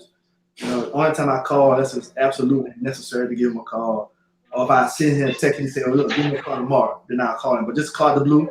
No, I don't do that. I understand. So, what is life for you like now after football? Oh wow. Oh man. And you seen that was my baby boy. He's 8. My oldest is 11. My wife just came home with her sister, so they're out there doing what they do best, running the street, buying us stuff. Come here, man. Mom just got on the big boy by doing some big. Oh man. Live. Look, we live. Fix your face now. We just do this. He's a baby. He's 11 now. So, but this is this is what my life is right now, bro. And that's I don't want to say but before, for years now, my goal was trying to become a coach on so many different levels. And I want to say the last time I applied for a head coaching spot was at my high school in Louisiana. And I finally got to the point where I started praying a lot more. You guys see, I've been talking to my God basically everything I do. And I finally had that last prayer. I said, "God, you know what? I've learned to truly depend on you, and to truly depend on you meaning itself that as I shared with you guys about your situation, I said, Lord, if it's meant for me to have this job, I'm gonna apply. I'm gonna apply for this job in faith. And if you want me to have it, it's gonna be mine. But if I don't get it, Lord, I receive it as you saying that this is not for me." And so when I didn't get the job, it was at my high school at Destrehan, and I was at peace with it because you know what, I would have been more upset if I didn't apply for it, not knowing if it was meant for me or not. But the fact that I applied for it and didn't get it, because the only problem I had was that I'm not a certified teacher. All right, and so you have to be a certified teacher. So it's kind of odd, even though they can make a decision, but it's kind of odd to pass up on a certified teacher to be a head coach. That's one who's not a certified teacher who has to get certified. So all that type of stuff. So I say that simply that for years I was trying to get on the high school level as a head coach, the collegiate level as an assistant coach, of course the pro level as a coach or a scout or anything, just keep my foot in the door. Now I'm at peace, and for me it's confirmation with this pandemic that sports, if you ask me, sports should be really irrelevant right now. I know a lot of people don't like that, but this is my main priority right here. I ain't worried about sports. My main concern is my kids being healthy, being safe, and being alive. If sports was going around right now, then I won't let them play right now. It's not that serious for them. They're too young for that. You know what I'm saying? So with that being said, man, I'm focused now on my kids, my home, and building my brand and the different endeavors that I have going on. The different, my company, which is called you see me post a lot of DM9. That's my brand, Damon Mason number 9. And the different endeavors that I have going on, which majority of them revolves around sports. So I have a scouting department, which has different endeavors from training and stuff like that. But that's kind of on a standstill because it involves sports. I'm also a certified personal trainer, which I'm in the process of getting my very first client, so to speak. Trying to do some online training. So I'm willing to go that route. And the thing that's really been at the forefront of my endeavors is providing live TV streaming. Helping people save money on the cable bill. So basically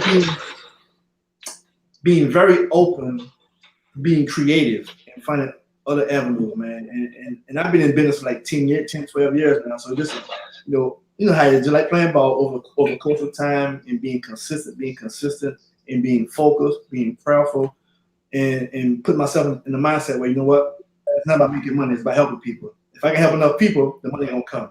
You know what I'm saying? If I can stay humble and keep God and everything, because that's how I did my football career. And so all the stuff you guys asked me, the things I just shared with you, all those accomplishments, as you see, I had a lot of setbacks, I had a lot of stumbling blocks, I had a lot of adversity. So it's no different with business right now. And so the blueprint, like the Bible is a blueprint of how to live a successful life as a Christian. But also the blueprint is what God did for me in the past. So that's where I'm at, man. That's where I'm at, man. Just learning how to utilize the things that I did in the past to help me achieve these new dream goals and desires that I have for myself and my family. Amen. Okay, real quick. Really quickly, I want you to see this. It says here, you are 5'9", 175.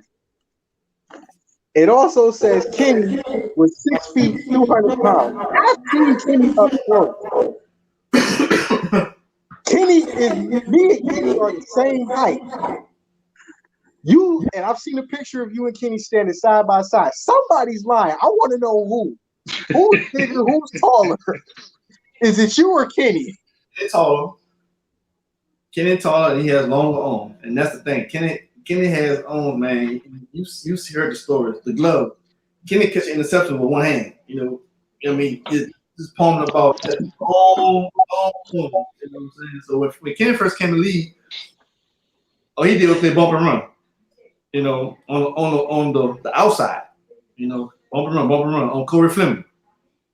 So his very first arena game was the last game of the season for the playoff. He caught 2 interceptions. You know what I'm saying? So when I told you they dubbed him the name, the glove, quick. It was that quick. But I think he has me about. I'll say I'm definitely 5'9", 175. The most I lied. The most I was 190, but that was too many peanut butter and jellies. But yeah, I was 190, bro. I was 190 eating. I was like, 190. Why I'm getting weight? And Michael Rychek, I don't remember that name. He was one of my roommates. Yeah, he said, "But shit makes you eat peanut butter and jelly every night, 2 of them on white bread, drinking whole milk." What you expect? He said you from the dough. I said, yeah, man. I realized, I can't eat no peanut butter and jelly like that no more. So, but yeah, man, he's taller. I don't know about heavier, but maybe he's heavier because he's taller. About 6 feet. But I'll say, yeah, he can dunk the basketball. He can jump up there, bro. And but the long arms help a lot. Yeah, that's true. But it was the Eminem boys, man. He ain't like to hit. I love to hit. I can catch interceptions, but he call up all the time. And so my whole mindset was, hey, bro, look, just hold him up and move. I'm coming. just move, bro, because I'm coming. I'm not slowing up. And we played perfect together, man. Yeah, that was best DB combo for a long time. Mm-hmm. It was fun, man. It was when I look at the films. If you ever look at more film, man, I still get caught up when I look at it. Me and him had a unspoken relationship, an unspoken understanding. We didn't. The only time we hoop and holler and jump around is when he made his interceptions, or I made an interception, or fumble recovery, stuff like that. But when we made routine plays, man, we'd get up and just walk like we expect to do that. You'll see us standing by each other. Not, cause we knew exactly what each other was gonna do. I look at him, he look at me. I give him a call because being a safety guy, I get a call with the way I teach everybody. If you're that middle guy, you gotta run the defense. Now the thing about Mac is, you have to go, Mac, Matt, because Matt looking in the stands. he looking at everybody, talking to everybody. Pay attention, bro. But that was early on in our career. But as the years went on, bro, it was like drinking water, man. We just clicked, Especially when we played Tampa. We know that Tampa had matter of fact, the formation they called Tampa. You know that formation, right? The Tampa formation. So they had a certain formation that we knew. We looked at each other like, okay, we're gonna do our special coverage for that certain formation. So it was just a lot of little things, man. That matter of fact, it was that way because in the good old arena football days, everybody went both ways. There was only two defensive specialists, and that was me and Kenny McIntyre. So when everybody else, when the entire team was on offense, me and Kenny Mack were over there by ourselves because Jay Gruden was the secondary coach, as well as the head coach and the offensive coordinator. So when he was doing offense, me and Kenny Mack were doing defense by ourselves. You know what I'm saying? So we had a lot of understanding about what was going on, and that also helped us to play so well together. Right. And mind you, Jay Gruden started his career in the AFL as a quarterback. Mm-hmm. 4 years in Tampa, destroying people. Them ugly ass Zubaz uniforms. Now, Damon, I gotta ask you, man, just real quick. So, I totally agree with you. You were talking about, your journey, man, coming from, Louisiana and being a part of different levels of football, and now you got your business, man. And I wholeheartedly agree with you when you say that was God's plan for you. Even thinking about that, let's say if He had a different plan for you, what do you think that would have been? Like, if there's something that you had wanted to do outside of football before you got your business started up and all of that, no, what would that look like? My man, Ronnie, matter of fact, just growing up, my entire existence was I wanted to be a football player. I grew up playing baseball. Believe it or not, baseball was my sport. But football quickly became, and I played baseball at 8, or should I say I tried out. Back in the days when we had T-ball back in my days, they line you up on the fence and they point to you, and if they point to you, you make the team. If you didn't get pointed at, you didn't make the team. So I got cut 2 years straight at 8 and 9, and I made the baseball team for the first time at 10. I touched the football field for the first time at 10, and my very first position was linebacker. My first number was 52.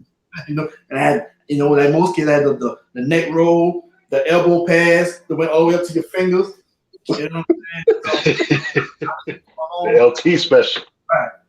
So, and I think football became that love because I learned quickly that the attitude I had in baseball didn't mesh well for baseball, but it worked perfect on the football field. Because if I cried, I didn't cry because I was a crybaby, even like I call it crybaby. I cried because when I got mad, I didn't hit people, so I want to hit somebody, so I would cry.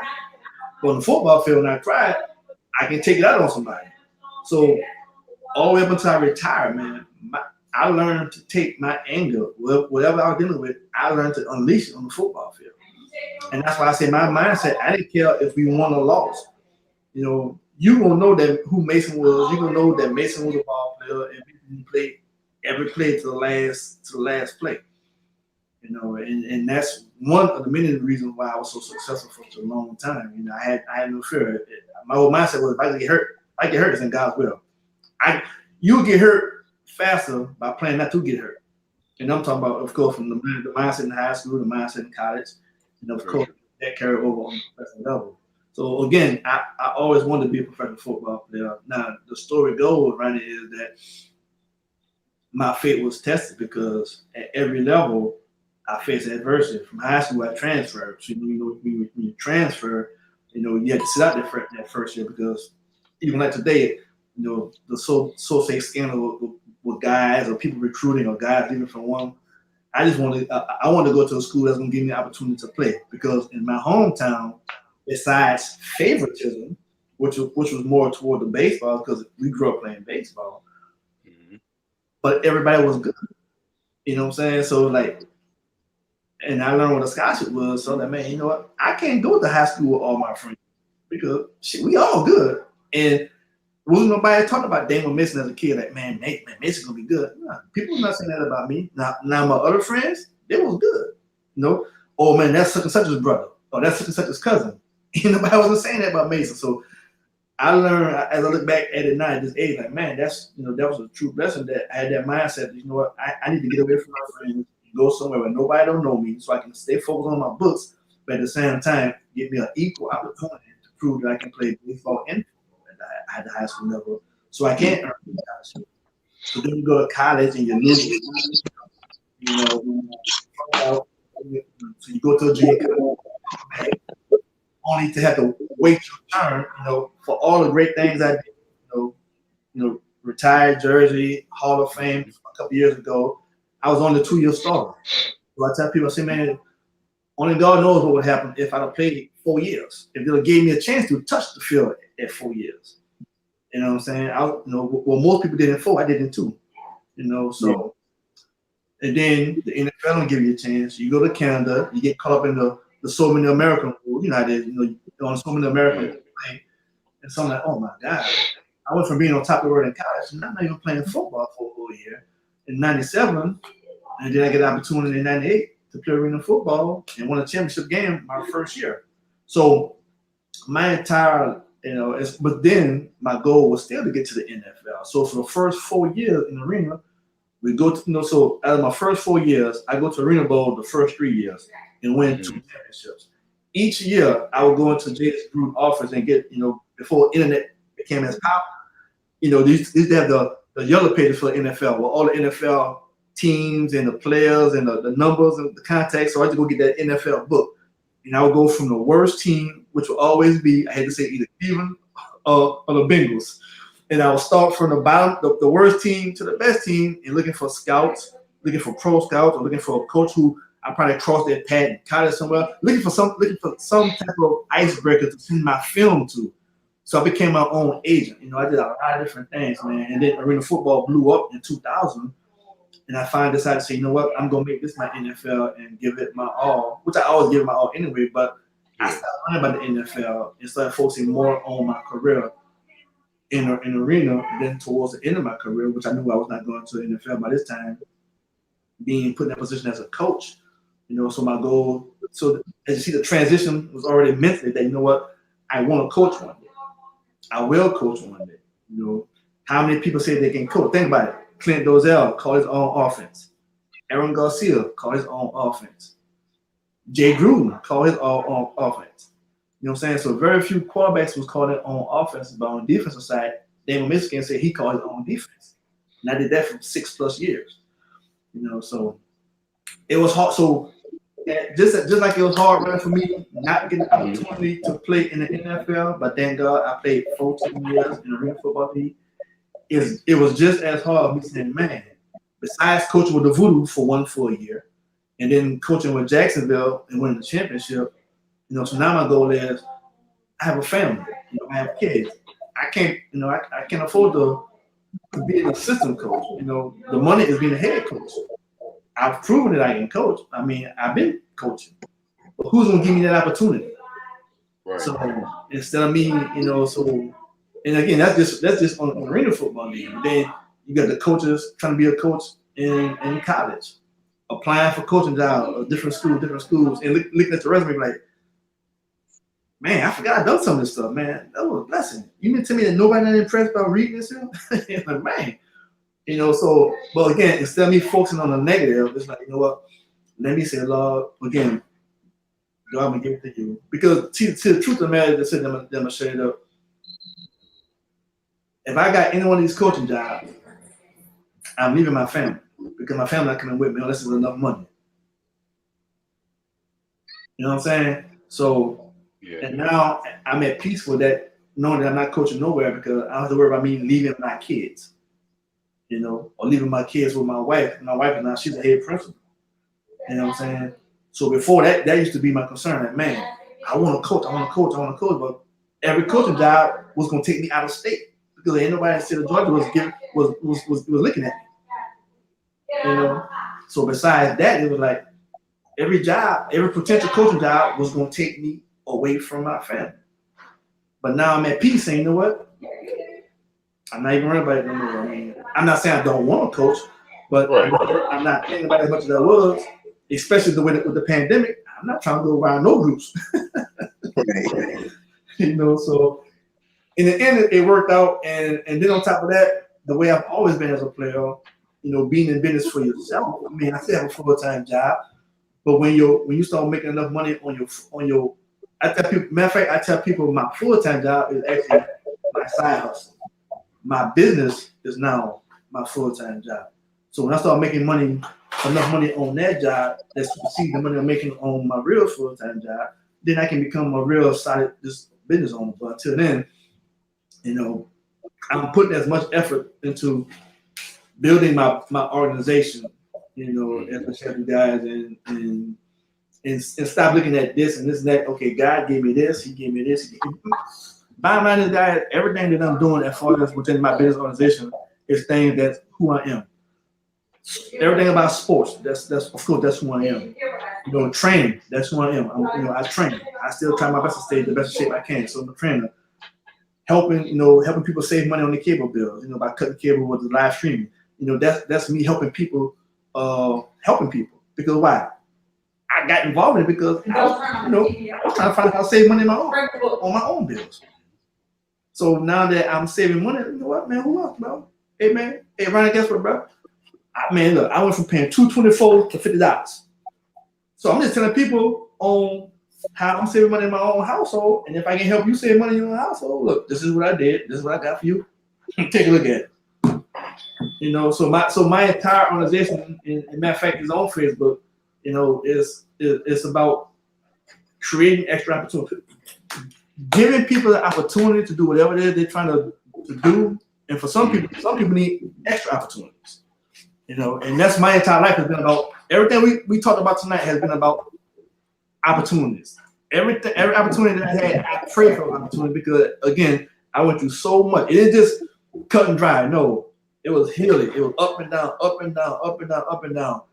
Praying, crying, success.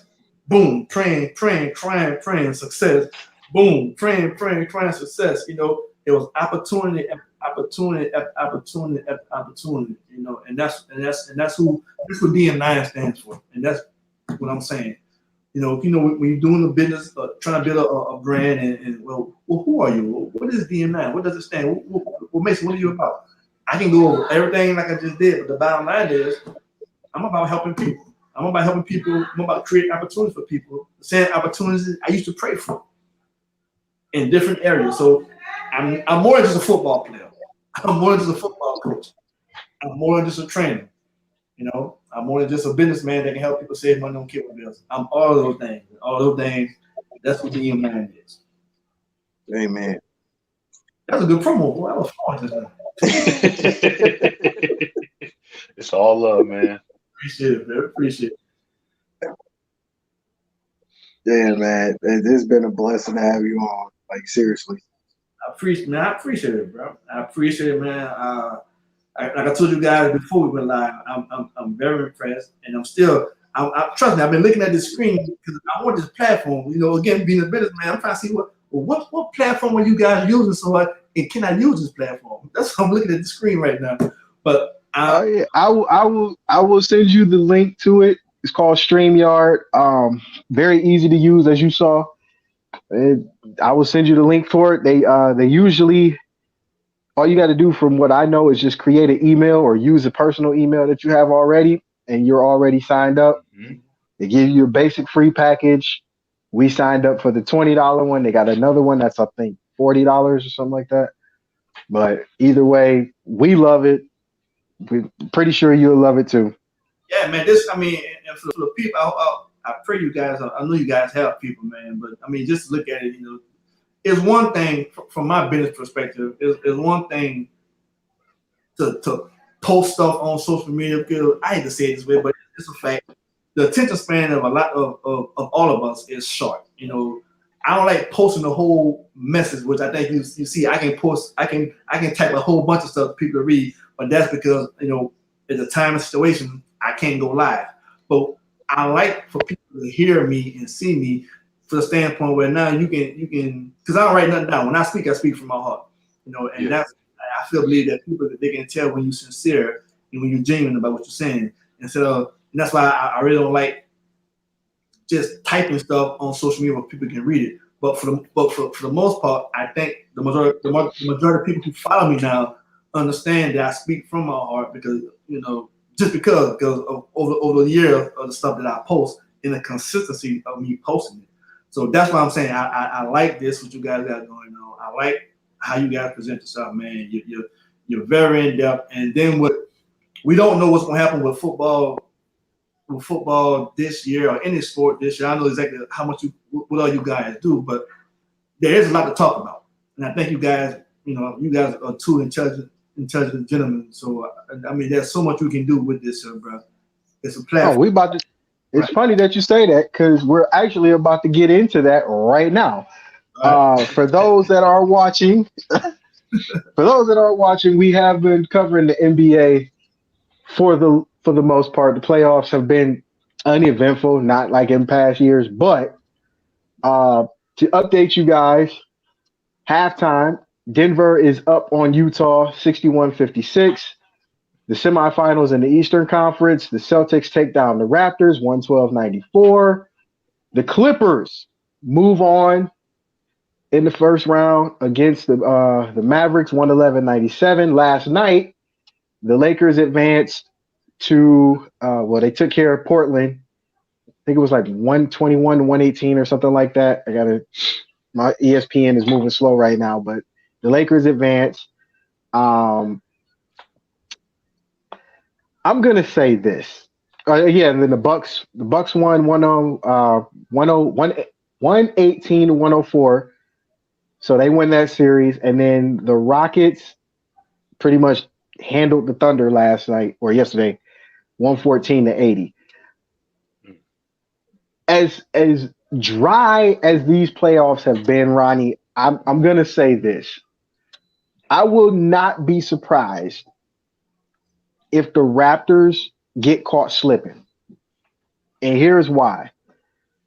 Yes, we are in a state of emotional emergency. I'll say it like that, where uh, all the social injustice is happening, and there's protests, there's riots in the cities, people getting shot. Sports wise, I'm looking at this and I see, everybody's asking LeBron and Kawhi to step up and make a statement. You got to understand something. Sports is these guys' statements, not necessarily, humanly, but like this is their getaway too, because it was our getaway when we was going through everything that we went through. You know, I'm I'm looking at these playoffs from this perspective of not just a fan, but as a person invested.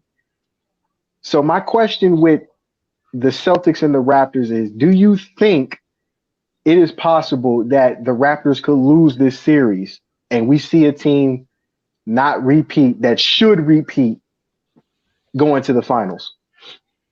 Honestly, I felt that way early on because this is one of those teams where, they didn't get the respect that they deserved in the East for a long time. And I think the difference is with me, I saw how much of an impact that, Kawhi Leonard had when he was there. And I feel like for those guys, they got a really good coaching. So I felt like during the season, they would definitely be able to, make some things happen and to get a decent amount of wins or to be able to kind of knock guys off. When it came down to this level and getting closer and closer to the championship, I always thought like, okay, what would that impact be like without Kawhi Leonard being there still? And I feel like this might be one of those moments where we're like, okay, here's a dude who kind of doesn't really like to be in the spotlight that much.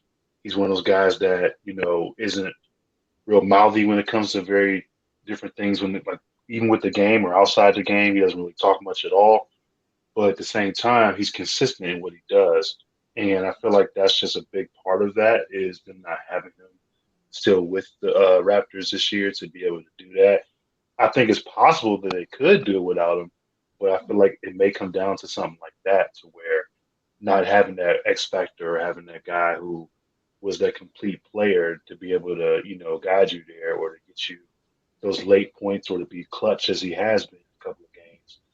Him just not being there and his presence being missed, I feel like is a big part of that.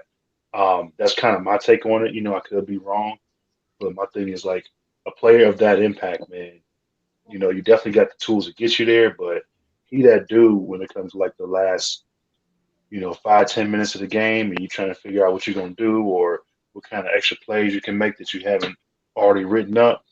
That's that dude you want in the game, man. And you know what? I looked at the offense and I compared them. Hmm. Uh, LA with Kawhi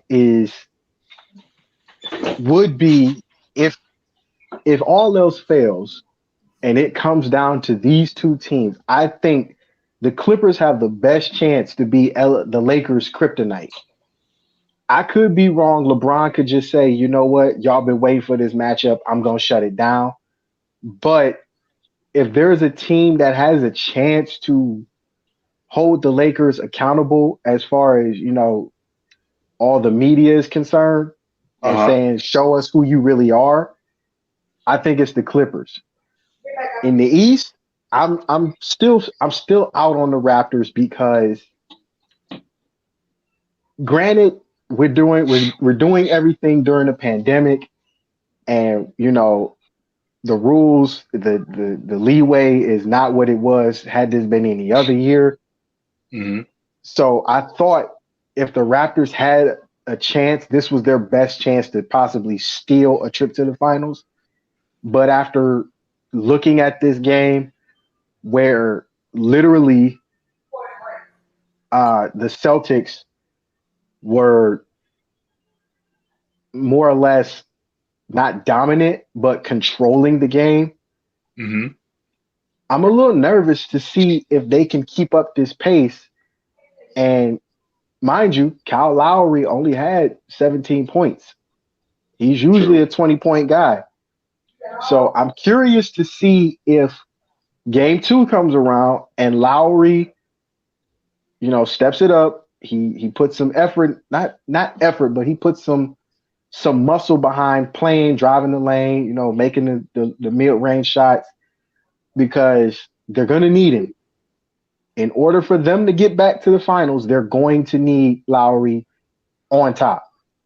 And for the Celtics to hold him to only 17 points, it's looking like somebody got kryptonite now, and it's the Raptors because I thought they were going to steal a trip to the finals again. This would have been the best chance. Oh yeah, you already know with Celtics, man. The thing is with them, and this is something that I still stand by. They are such a better team without Kyrie there, man. It's just like because the thing is with him there, it was just so much like friction. You know what I mean? Like in the locker room, and there was just so much happening that you could see when he was in the game, like trying to just run the offense basically, and move it around a little bit. And I'm looking like they almost had to redo whatever their approach was whenever he was on the court. And when he was hurt, and all of a sudden it was just, all these other young guys you never heard of, and, Tatum going off and all of that, man. It's like, okay, him not being there is giving people their chance to shine and step up. Like, hey, man, next man up. You know what I'm saying? Do what Yeah, you got to do and make it happen. And I felt like they had 10 times more synergy without him on the court, man. So they when he did. had They left, did. so when he left, I was like, that's good for them. He was like, what are you talking about? I'm like, bro, you don't understand, man. Like, it's certain people that have to be on the court with Kyrie for it to happen. So when you Right. think back in Cleveland, right, before LeBron came back, Kyrie was there. They drafted him, right? Yeah.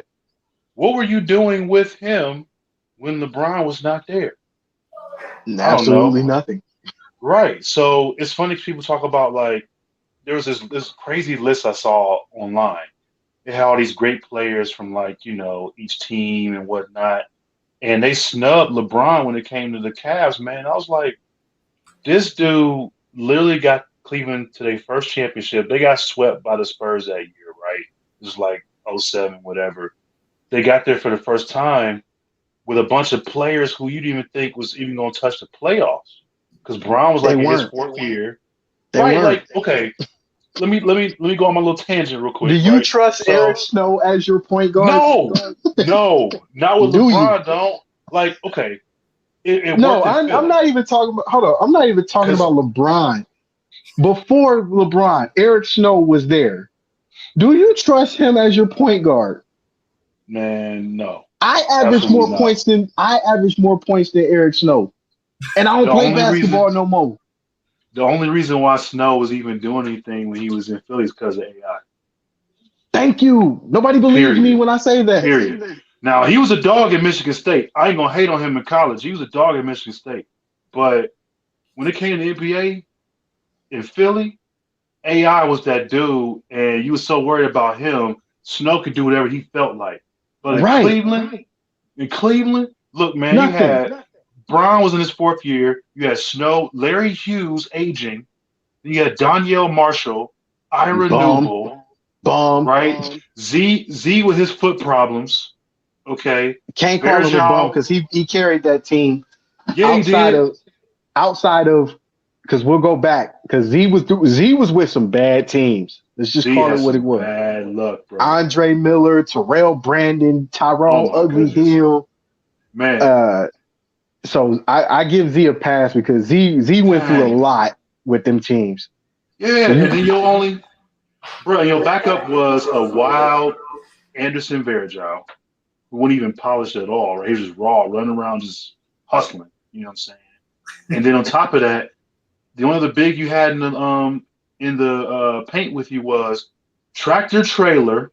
oh my god, Okay, I'm gonna make you hurt right oh, now. Sorry, tractor trailer. Okay, why? and Why? Drew Gooden, dog, bro, That's, bro. How yeah. do you get to a finals with this team? How do you get to a finals with this team? No one will ever be A, able, and a no one will weak. ever be able to I'm figure not it even out. gonna say a weak Eastern Conference. No, 'cause we had That was Detroit to just worry God. about still. God's the basketball God smiled on LeBron, and he said, "All right, look, Yes, man, you." Actually, no, that wasn't even him smiling on LeBron. That was him smiling on Z. He said, "Look, all right, Z, yeah, you done been through a lot. I'm gonna give you this one." yup, yup, yup. And think about it, we had Detroit to worry about back then still. Right, Like you right, had Rip and Tayshaun Prince, and you had Chauncey Billups still in the fold. And this is before Ben Wallace came over. Ben Wallace man. was not with Cleveland yet. Remember, he was not with Cleveland yet. So, That's back when I was still watching basketball. Now. oh man, that Yeah. was him walking through with the pick looking like Questlove. You know what I'm saying? And you knew when Ben Wallace before that game had that pick going, man, you like, oh, he about to get like 25 boards. You already knew what it was. Yeah. Brother, Oh my God. my wife giving me that eye, so your boy about to be out. I understand. We ain't I gonna get you in no understand. more trouble, man. No, we ain't gonna do that to you at all. She be walking back and forth. I'm like, Uh, well, man, thank you again for being on. It was a blessing. A friend of the show. You're always welcome back. Thank you for being on. hey, whenever y'all want me, bro, just let me know, man. I enjoy it. Will Right, do. let me run. Appreciate you, Damon. Thanks so much, man. Nice meeting you, man. It's an Hey, honor. send me that link for this thing again. Will Oh, we do. got you. All right, fellas, y'all be blessed, man. You You too. too, Damon. All right, peace. But yeah, man, like I had to do it, man, because anytime I get into that discussion, I'm like, let me make people hurt for a sec and No, remember man. what that was Look, like. man. That was Don't. one of the worst teams I I know ever what it was saw. like. Like I know what it that's the was like. most for it to be the worst team I ever saw and the most successful worst team that I ever saw. Let me put all that in the same category Yeah. because it don't make any sense at all. On paper, on court, none of it made sense that year. And I'm He like, said how are on y'all in court. the I was like, how are y'all in the championship game against the Spurs? How did y'all even get here? Like everybody was just like, we don't understand what's happening. That probably was like the biggest phenomenon that year, like in all It was sports. funny because that year I actually ended up running into Bruce Bowen at the Nice. at Beechwood. That's a They good was dude. looking at they was looking at some shoes, man. 'Cause, at Beechwood, Saks. That's all they Yep. got up there. I'm like, man, he must be buying some championship shoes because he already know what's about to happen. Right. He like, I ain't about to waste my money. He was ready, man. Because you figure Bruce Bowen, man, and then Dave Robson was still balling around. Tim Duncan, Mm-hmm. a younger Ginobili. Oh my goodness, Tony Parker. Like they was loaded. We was like Yeah, even lucky to be on the same court with them cats, man. man, We we should have already just knew it was stayed about to in be the Eastern Conference Finals on that one. right. Just let it be. Like you know what, Detroit, you can go ahead and try this one out. You know what I'm Yeah, saying? Because they would we'll have see got a y'all couple. next year. Right. Because I believe they would have got a couple of games on the dudes. It would have been 6 games, man. But for us, no. I I would was have. like, we. I think that one would have win a whole seven. It's Honestly, possible. Yeah. I Yeah, think it's that one would have possible. won a whole seven. Because them boys they was lighting it up. They Yeah, was lighting it they up. they had enough firepower to match up with San Ann at that time. Hmm. All right, moving on. Baseball. You're not gonna like this. Oh. The Indians Oh. take 2 out of 3. Oh. They take two out Oh. of three against St. Louis. Now, Oh. historically, to their credit, they have not been historically bad against the Cardinals. They've actually been historically good against them in interleague play. True. But they dropped the third one today, 7-2. They are now tied for first place with the White Sox. Minnesota's third. Wow. Minnesota's a game and a half behind both the White Sox and the Tribe. Wow. Do you think because this kryptonite has shown its head, and I hate Hmm. to keep using that word, but the kryptonite is there. It's there. It's a big, ugly green pest of a situation, and it's called hitting. The Indians Hmm. don't have it right now. Nope. Granted, yes, they went off for 14 yesterday, but today is something totally different. I know, it's hard to take 2 out of 3 in the series. It's hard to sweep in the series, True. but in order for the Tribe to keep going and to keep pace with possibly, I don't know, the Yankees, who are tearing it up right now, Hmm. and Tampa Bay, who's leading the East by 3 games over the Yankees, because out of the East, that's what it's looking like. It's going to be the top 2 teams. True. Um, and then in the West, you have Oakland. Oakland ain't slowed down since they got a jump on the Astros. Mm. Clevenger's been in talks. He's been in trade talks. He's been in we need to get rid of him for the right deal. Do you think they deal him, or do the Indians keep him and hope that the hitting turns around by, I don't know, mid-September? I feel like in our scenario currently, with there only being 60 games this season, I do feel like they're going to end up keeping them. Maybe not because they necessarily want to, but I feel like a lot of these teams in the position that they're in, they can't afford to drop too many games because it's just that offset in terms of probability and also percentage. Because you figure if you mess up on a handful of games here, we see what the fluctuation looks like in the division currently, right? So you figure Mm-hmm. at one point you have Minnesota up there, right? And at one point Detroit was starting to climb or do their thing, right? And all of a sudden you got a two-way tie between us and the White Sox. You're like, what? Because at first the White Sox were kind of just sitting there like at third, just chilling for a little bit, doing a little bit that And they then they can to start get jumping climb up. up. And then all of a sudden they just watch other teams beat on each other to the point where it's like, okay, we just kind of gonna stay right here and everybody's gonna beat each other. So then we just gonna shoot up and we're gonna be consistent and do what we do. So, when that next matchup come up and you're looking at okay, Cleveland and Chicago again, you're like, okay, now it's gonna have a lot more weight to it than it did before. Because you figure we were so concerned about Detroit and Minnesota, you know what I'm saying? Where you got this one team sitting back looking at us like, yeah, we're gonna let y'all kind of wear each other out. We're gonna keep playing our game, and Right. then once we get our opportunity, we're just gonna keep moving up, keep moving up. And they've been kind of steadily doing this the entire time, and they haven't really fell off like that. So it's almost like, okay, we got to get our act together. Otherwise, we're gonna be sitting here 3, 4 games behind them. Right. You know? Now, mind you, the Indians do not do bad against Chicago in True. recent years. So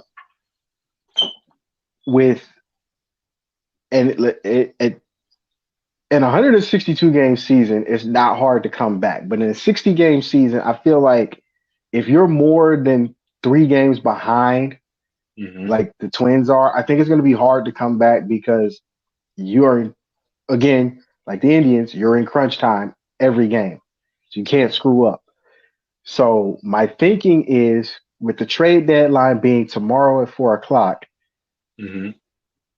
what I'm hoping, and I'm probably crazy for this, but what I'm hoping for is a deal where we get some right now bats.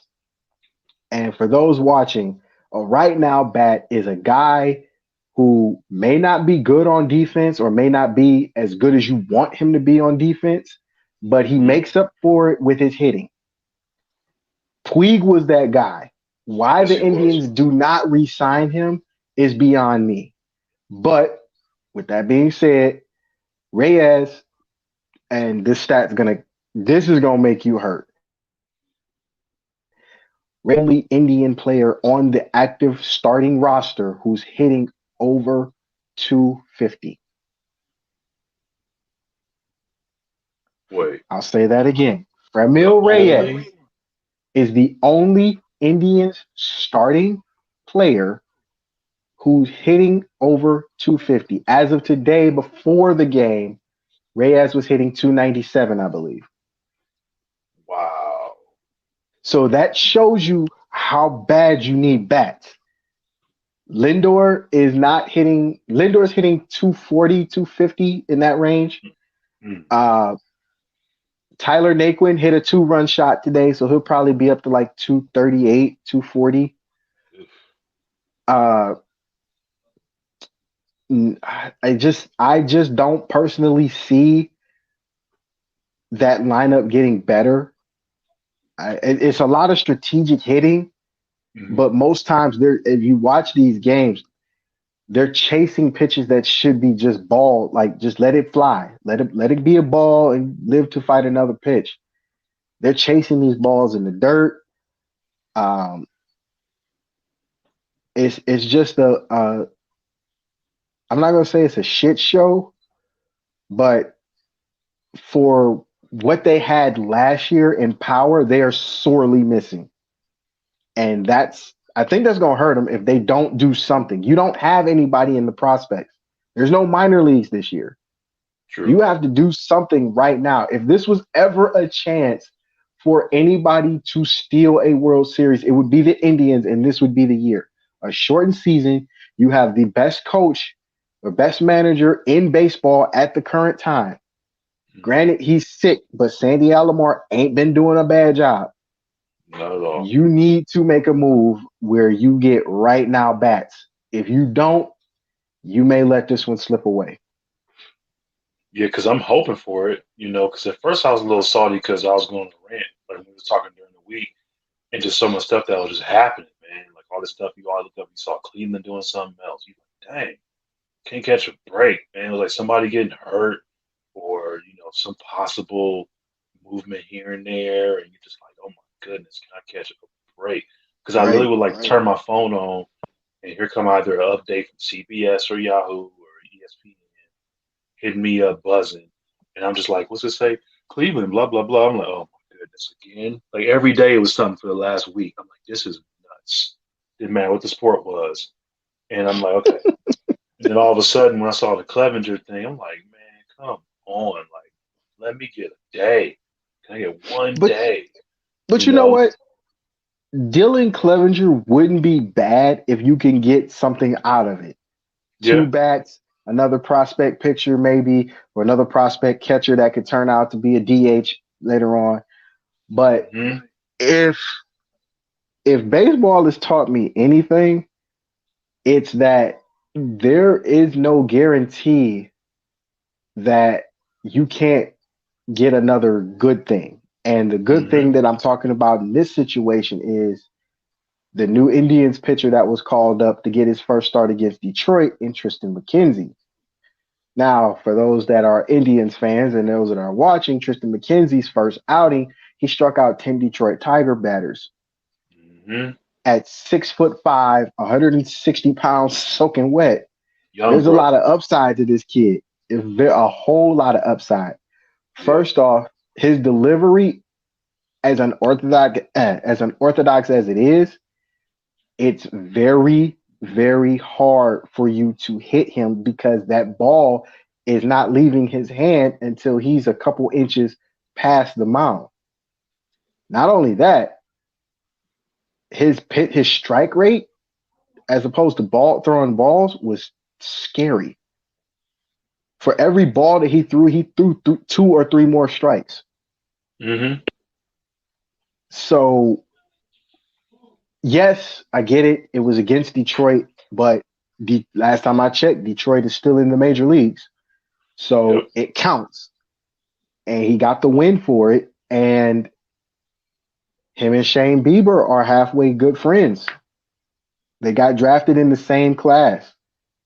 So imagine what that lineup, that starting rotation looks like if this guy gets into a groove and comes into his own by the time mid-September rolls around if he gets another start. True. And that's what I'm looking forward to, man, because this is gonna be one of them guys where you're like, all right, this is a cat that we know we can hold on to. Let's actually build on that, right? Let's not deal him away. You know what I'm saying?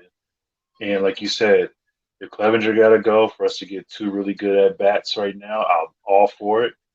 And then for those who, you know, forget the differences when it comes to National League and American League, that DH situation, man, I'm telling you, you get that extra bat out there, do Actually, something for you. that DH is universal now. Oh yeah, that's If right. They I'm not changed that. mistaken, yeah, that They DH is did switch it up. universal. The whole So pitchers thing. yeah, it takes away some comedy, Yeah, it but at the does. same time, now you really got to pitch against somebody. You can't Mhm. make, for the sake of argument, you can't make Kurt Schilling chase a 0-2 slider, knowing he's not gonna be able to hit it. Mhm. So um, now it's a situation where with the DH being universal and you literally now barely holding on to first place, True. you have to make a move if you're the Tribe. I don't care what the move is, who's part of the move. I care about what we get in return. If you give away Clevenger, as stupid as he was to go out, okay, truth be told, I would get rid of Hand. Oh man, him first, please. Yeah, I would. If I'm doing this strategically, I get rid of Hand and I make Clevenger a reliever, a closer, I actually like that. I like because that because now because think about it. put a This new is guy in just the my rotation. thinking. Yeah, and this is just my thinking. If you get rid of Hand, who's literally pitched away some games, and you throw Clevenger in as a closer or a reliever, whatever you want to put him as, you got a scary follower to Bieber, Savale, maybe Carrasco on a good day. Mhm. And then you throw, like you said, you throw the new kid in, see what he can do. If he doesn't pan out that game, you still got Clevenger. Yep. So you got a decent starting rotation. Your starting rotation is already the fourth best in the league, in the entire league, American League and National League. So now that's something you can play with should you decide to get rid of Clevenger or not Clevenger, but should you decide to get rid of Hand and send him somewhere else, that's something to play around with, and that might actually work. And then you can you can give your batters a little bit more leeway. You don't have to put them on such a short leash. Hmm. But again, that's just my thinking, and that's something I had actually toyed around with in my head. Like, what if we get rid of Hand and then we put Clevenger in as a closer or a reliever? Right. Clevenger has a 96 mile an hour fastball, 96 mile an hour slider. That could work. That could work, but that's not my call. That's up for Sandy and Francona to call. Absolutely. Okay, you said, oh, I meant to tell you this. Football, high school football season started up here. So, game of the week, it wasn't really the game of the week for me because, unfortunately, Collinwood doesn't have a season this year. So, I had to go to my mom's alma mater in Shaw High School, and Shaw High School dominates their first game against Youngstown East, winning 28-14. Nice. Nightcap of the night, rather. St. Edwards travels to Massillon and beats Massillon 24-23, knocking down Mm. the number one team in the state as of yesterday. Dang. And from what I was told, St. Edwards won on a flea flicker, last second flea flicker. And Wow. but for me, it was one of those things that you don't really get to see. Like you don't get to see. Everybody's got to come up to St. Edwards. You don't see St. Edwards come down to Massillon very often. Not at all. Nope. So even with the pandemic, like normally Massillon is like thundering with 16, 17,000 people. And for Exactly. those of our viewers that don't realize how big high school football is, Massillon's Paul Brown Tiger Stadium is actually the third largest stadium for football in Northeast Ohio, right behind Cleveland Browns Stadium and Tom Benson Hall of Fame Stadium. We know it as Fawcett Stadium. So think about, yes, Texas has that kind of football tradition, but Ohio has it too. So think about being in Ohio and you drive past a school that looks like a small college, and that stadium behind the school is hosting 16,000 people for a high school game. You hardly ever see that outside of Ohio and Texas. True. So yeah, unfortunately, Collinwood and most, if not all, of the Senate does not have a season this year, but we're gonna hope and pray that they Cleveland public school system wises up and let these kids play. I mean, I get it's Yeah, a pandemic, but you got to go back to some type of normalcy. you do. Definitely, man. You always want to do what's best to try to protect folks, but at the same time, it's very possible to let these boys play. So, we'll see what happens, man. But it's very Yeah, sad to see like them not have a season. It really is, right. especially considering they're on the verge of possibly not having the school. Yeah, and That's that even that's worse. the part that's bugging me. Like, give these, if you go, especially Collinwood, if you're Yeah, gonna close the school down, let these kids go out the way they want to go out. It's right. And bad you fought enough, so hard to keep it open. right? And it's bad enough you telling these kids, we may close your school down. Let them have a season. What's the worst that could happen? And I don't mean pandemic wise. I mean for that kid. What's the worst that could happen? Let that kid Right. have his season, especially the seniors. Hmm. True. All right. Very true. You said you had something you wanted to bring up, and I'm curious as to what it is because you said it Friday, so now you got my mind wondering. So what is it that you got that I didn't catch? So what popped up was there was a report that talked about Dale Lloyd Hansen. Okay. So the owner of Real Salt Lake in the MLS, he is also the owner of the Utah Royals FC, which is the National Women's Soccer League team that he has Yeah. as well. Now, here's the thing. They say there were some, allegations in regards to, some racial, I guess, that happened with the team. And now he's all of a sudden trying to sell. I'm like, dang. So now he's selling. Now, that could make you look, guilty, and maybe he is. I haven't heard of any recording like, old girl who was recording the guy with tapes and all that stuff, and we all know how that went down, right? So with this situation, and this is what I found interesting that happened earlier today. For the women's team, though, the Utah Royals FC, there was a tweet that went out from JJ Watt. So JJ Watt says he's interested in purchasing the women's soccer team there. Hmm. I thought that was pretty cool, right? Because for someone like Watt, who we've seen in the media talking about various things that are happening outside of football, he is someone who is kind of like moderate, like really in the middle. Like, okay, I'm not on either side really, but like I believe that what's right is right. You know what I'm saying? Let's not be crazy about this whole thing. So with him, he's like, okay, like soccer, supports women's sports, considering too who he's married to, right? So here's the thing. Do you see him buying this team? Do you see it actually going down or him like partnering up with somebody to make it happen? For the right price, meaning for something he will actually pay for price wise, I Hmm. can see that. Um,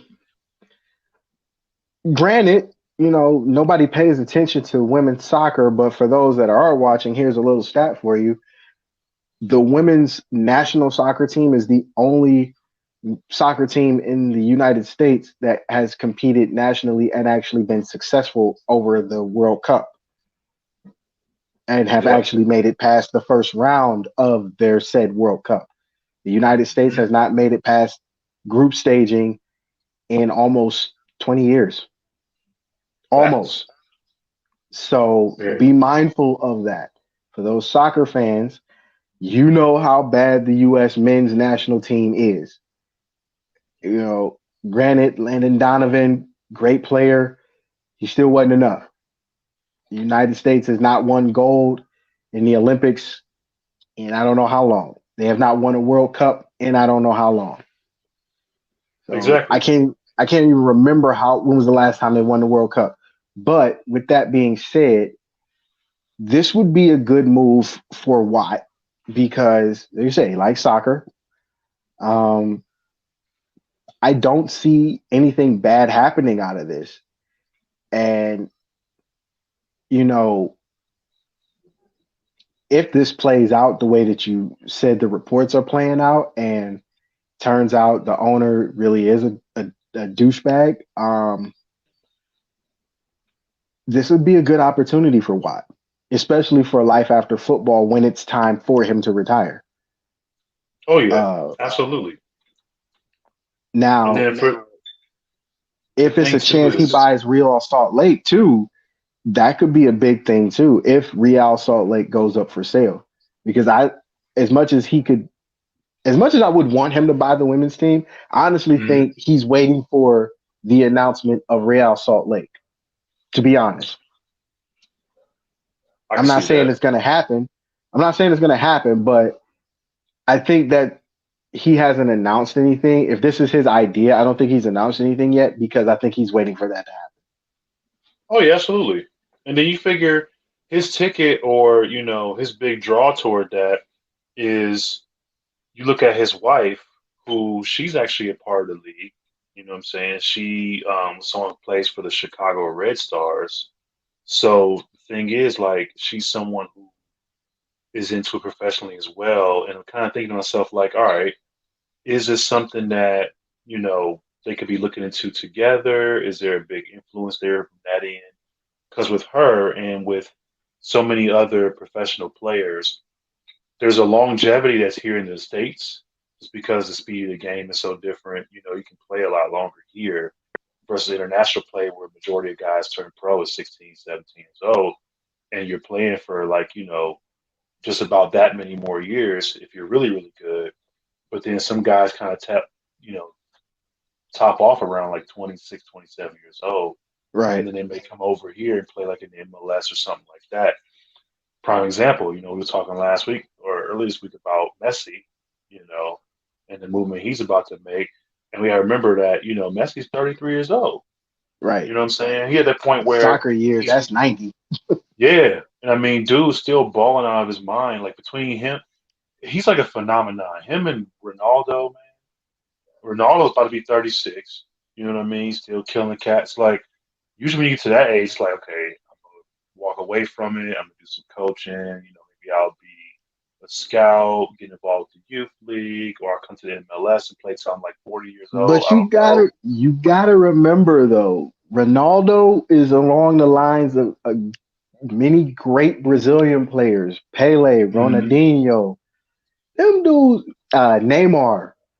Them dudes, I ain't gonna say they was on steroids because I can't prove it, but them dudes was otherworldly soccer players, man. Especially Pele. Yeah, Pele paved the way for yeah, Ronaldo, Neymar, Ronaldinho. Them dudes, if you really watch them dudes, especially when they was playing on the national team, them dudes was unreal. You're true, not stopping them dudes. true. And lo and behold, don't let them get the jump on you. It's a wrap, man. Like, see, that's what people who play soccer in the United States when they get to the national teams, they don't understand. Like when you see these dudes playing in Europe or playing in I would say Japan, Hmm. Germany, China, maybe, them dudes, they doing that because it's a reason that these countries' national teams or these countries' top teams are paying top dollar to get them over there. They see the talent. They True. know that these dudes is otherworldly. David Beckham, how much did the Galaxy shell out to get him to play over for like 3, 4 years? Hmm. Legit years before he just was like, I don't really care anymore. Right, and now he They on the shelled team. out, yeah, they shelled out millions of dollars. Oh yeah, And David Beckham had, because he had been kicking the whole country's ass in the World Cup.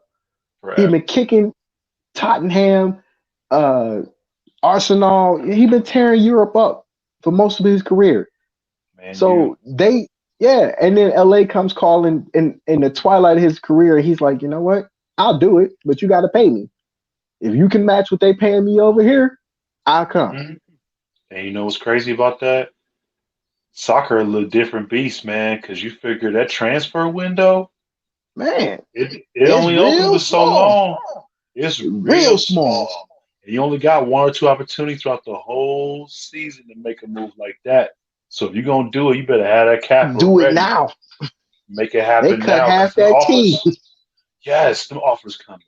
And let me tell you, like they like, okay, what we gotta do? What we gotta do? All right, that dude, yeah, no, nope, don't want to renew him. What about him? All What right, about him right he? here, You don't even know nope, who he is. scratch Oh, him. he got to go. Yeah, Oh no, he gotta go too. He didn't even score this year. Oh, he going now. Let's see. exactly. Like it was literally like that, hand picking cats. And then Yeah, Donovan was like the and ticket draw because Donovan was yeah, getting old at the time, but he was like a ticket draw. It was like people coming and to see and that but dude.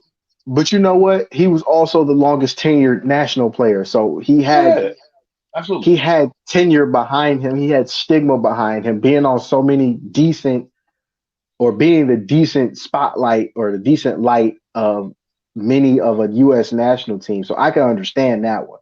True. But Because when like you for get to guys like David Beckham and mhm, Ronaldinho and Ronaldo, you gotta pay top dollar because that's the only way they coming. Especially if right. they're not gonna leave Europe. And I hate to say it like this, but the US needs to do a little bit better with this as far as soccer goes. Granted, get it, I understand soccer here, not as big of a Mhm, sport, but for fans and people like me and you, and for people who that understand the game, yeah. for those watching or those that will watch, think about David Beckham's journey over here. The LA Galaxy had to pay him millions, and they're Millions. paying players here thousands. On the guys that are already on the roster, they're paying them Yep. thousands. They Yep. paid David Beckham millions. And if I'm not mistaken, ain't David Beckham married to a Spice Girl or Victoria was? Beckham, Posh Spice. Yeah. Okay. So he had money. He didn't need it. He really didn't. No, he didn't. But he made the statement, I will come over for the right price.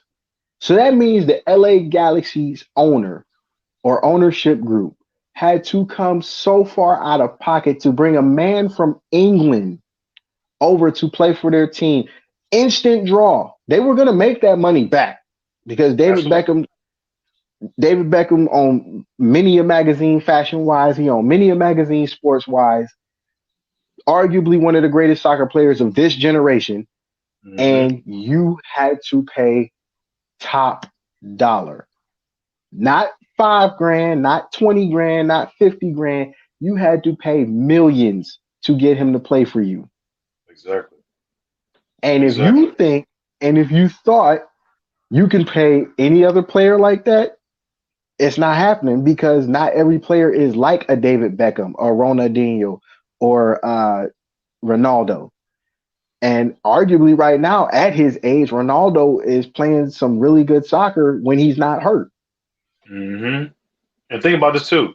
When Beckham came into the league, like it was like this storm just took off because you got him coming over and guys seeing, oh, I can go over to the MLS and actually make some money, right? So next thing you know, you got Thierry Henry playing in New York. You know, you got what's his name? Wayne Rooney was playing for a little bit with DC United recently. But see, but they And also you, did it smartly too. They also went to teams that had pedigree. hmm The Galaxy, the United, the New York Red Bulls. So that was smart on their part. very smart, Now, yeah.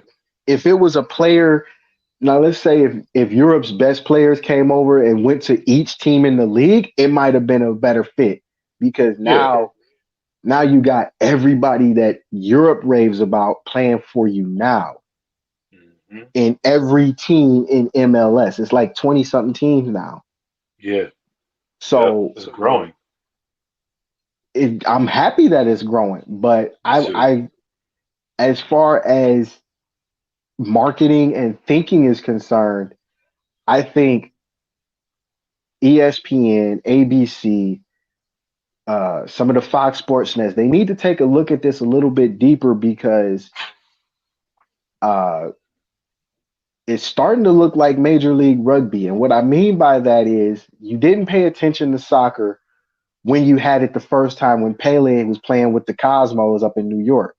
hmm Now, 30 years later, 40 years later, you you ship Beckham over here and Beckham's top draw, top dollar, and you're losing good players in MLS to Europe. It's True. about time you change that and keep some of these guys here because that's the Exactly. only way you're going to keep MLS alive. Not saying it's dying, but you should not be losing your good players or your best players in the league to Europe. I have nothing against Europe. I love Europe, love the sports, but this is about the time where your sport is growing. Their sport's already established. This would be the Exactly. time you try to keep your players here. TV deals, better endorsements, whatever you got to do, you got to keep them guys here so your sport can continue to grow here. hmm Totally agree with that. But yeah, man, I had wanted to get your thoughts on that because I was like, okay, him tweeting that was interesting. Just knowing like who he's married to, and she's actually from Draper, Utah, right? So she's a home She be girl. at So it's home. kind of like she be at home. You know what I'm saying? She's 28. Like, hey man, in a couple of years, she might be like, you know what? Okay, maybe I become co-owner of this team. I Or don't know. maybe I play for that team Or and maybe I be play. closer to home. Who knows? Right. That's what I'm saying. Like, it's a win-win for her. Because in the end of the day, it's like it's guaranteed to where if she does that, because they do follow soccer there. If that happens, it could be a situation where she's already set up her next step. Right. It's very smart. It's like I got Not to this, mention, in this situation during this pandemic, we don't know how long this is going to continue. Mhm. Soccer has held up very well during this pandemic.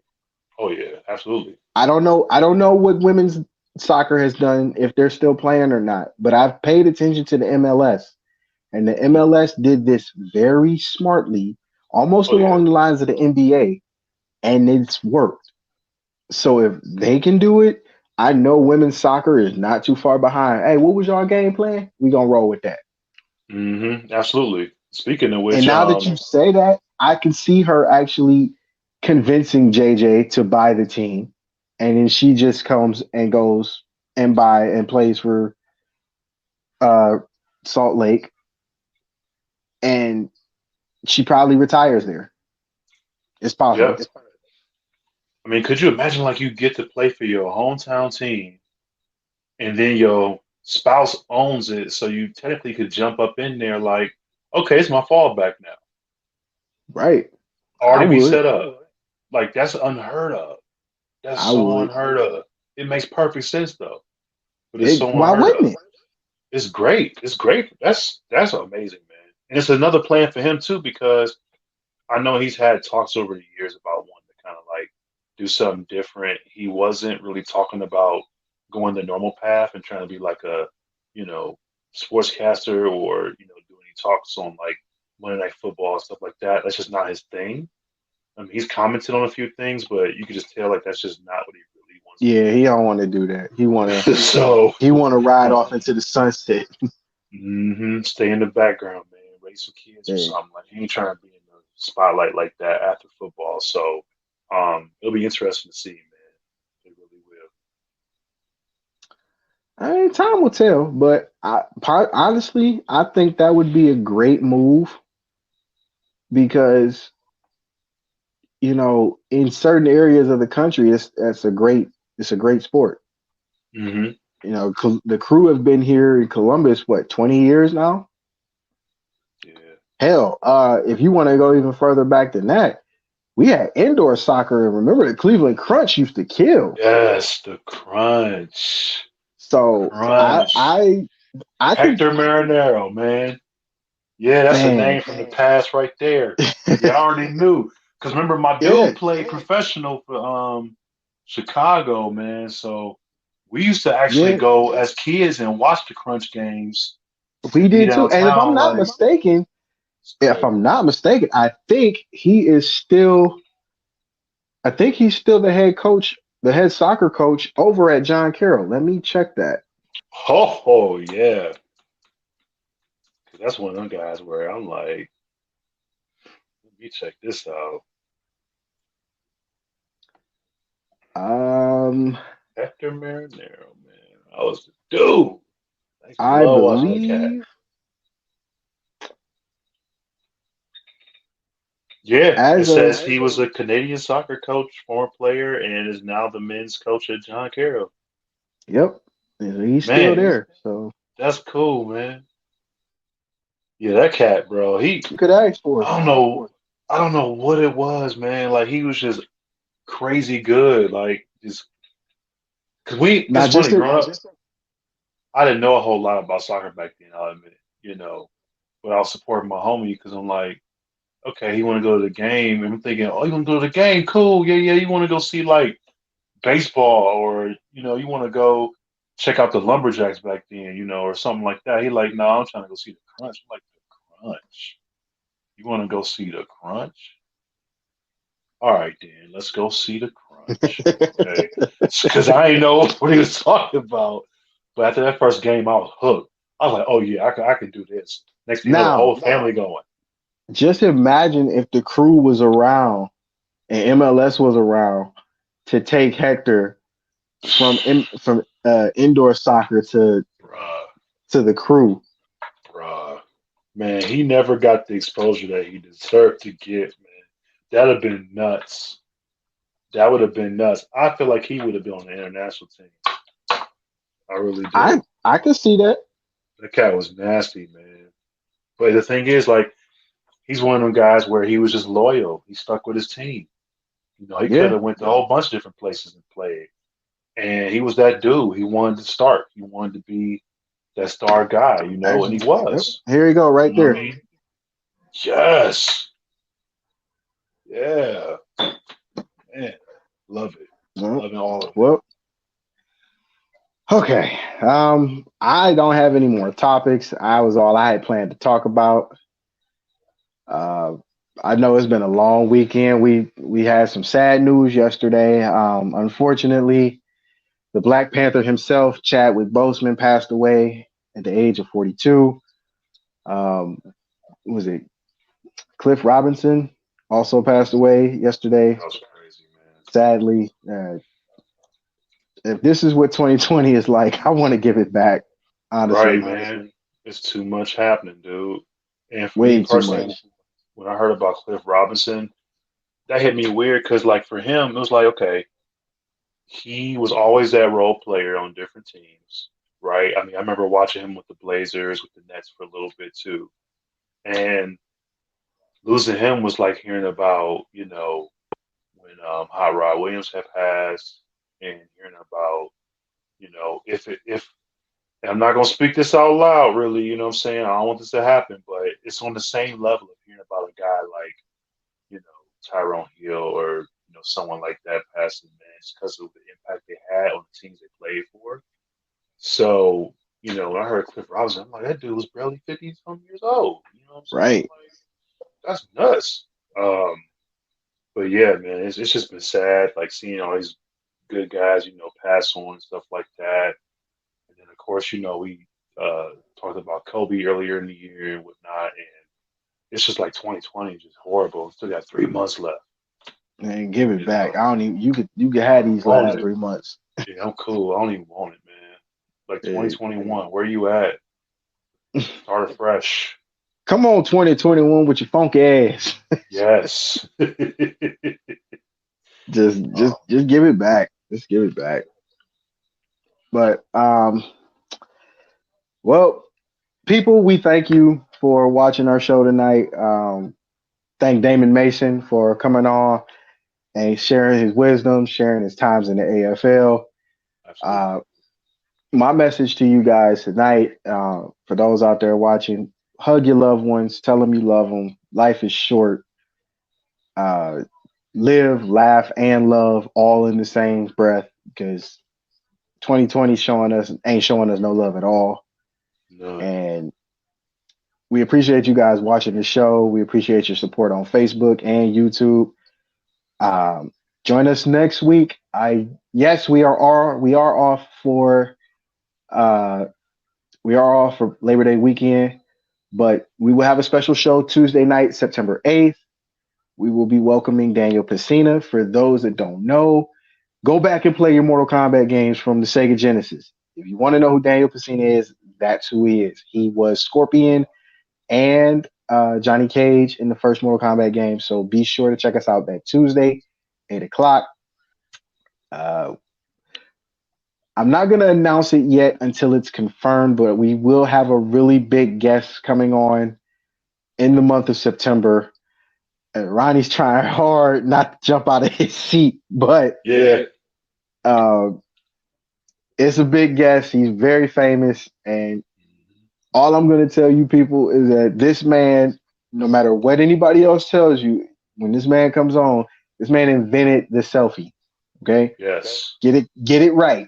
Nobody else but this man. He's not the innovator. He is the inventor of the selfie. That's First. all I'm going to give y'all. So stick with us. Keep watching. We got big plans. Uh, Smooth, you already know we're going to be talking throughout the week because there's always something going on in the world of sports. Oh yeah. Absolutely. And for those of you watching, man, like Mel said, make sure you subscribe to us on YouTube. Check us out here on Facebook under the 4th&15. And most importantly, remember, be nothing less than something special. I gotta leave you with that. Amen, man. All right, so for 4th and 15 with Mel and Smooth, I'm Mel. That's Smooth. Peace.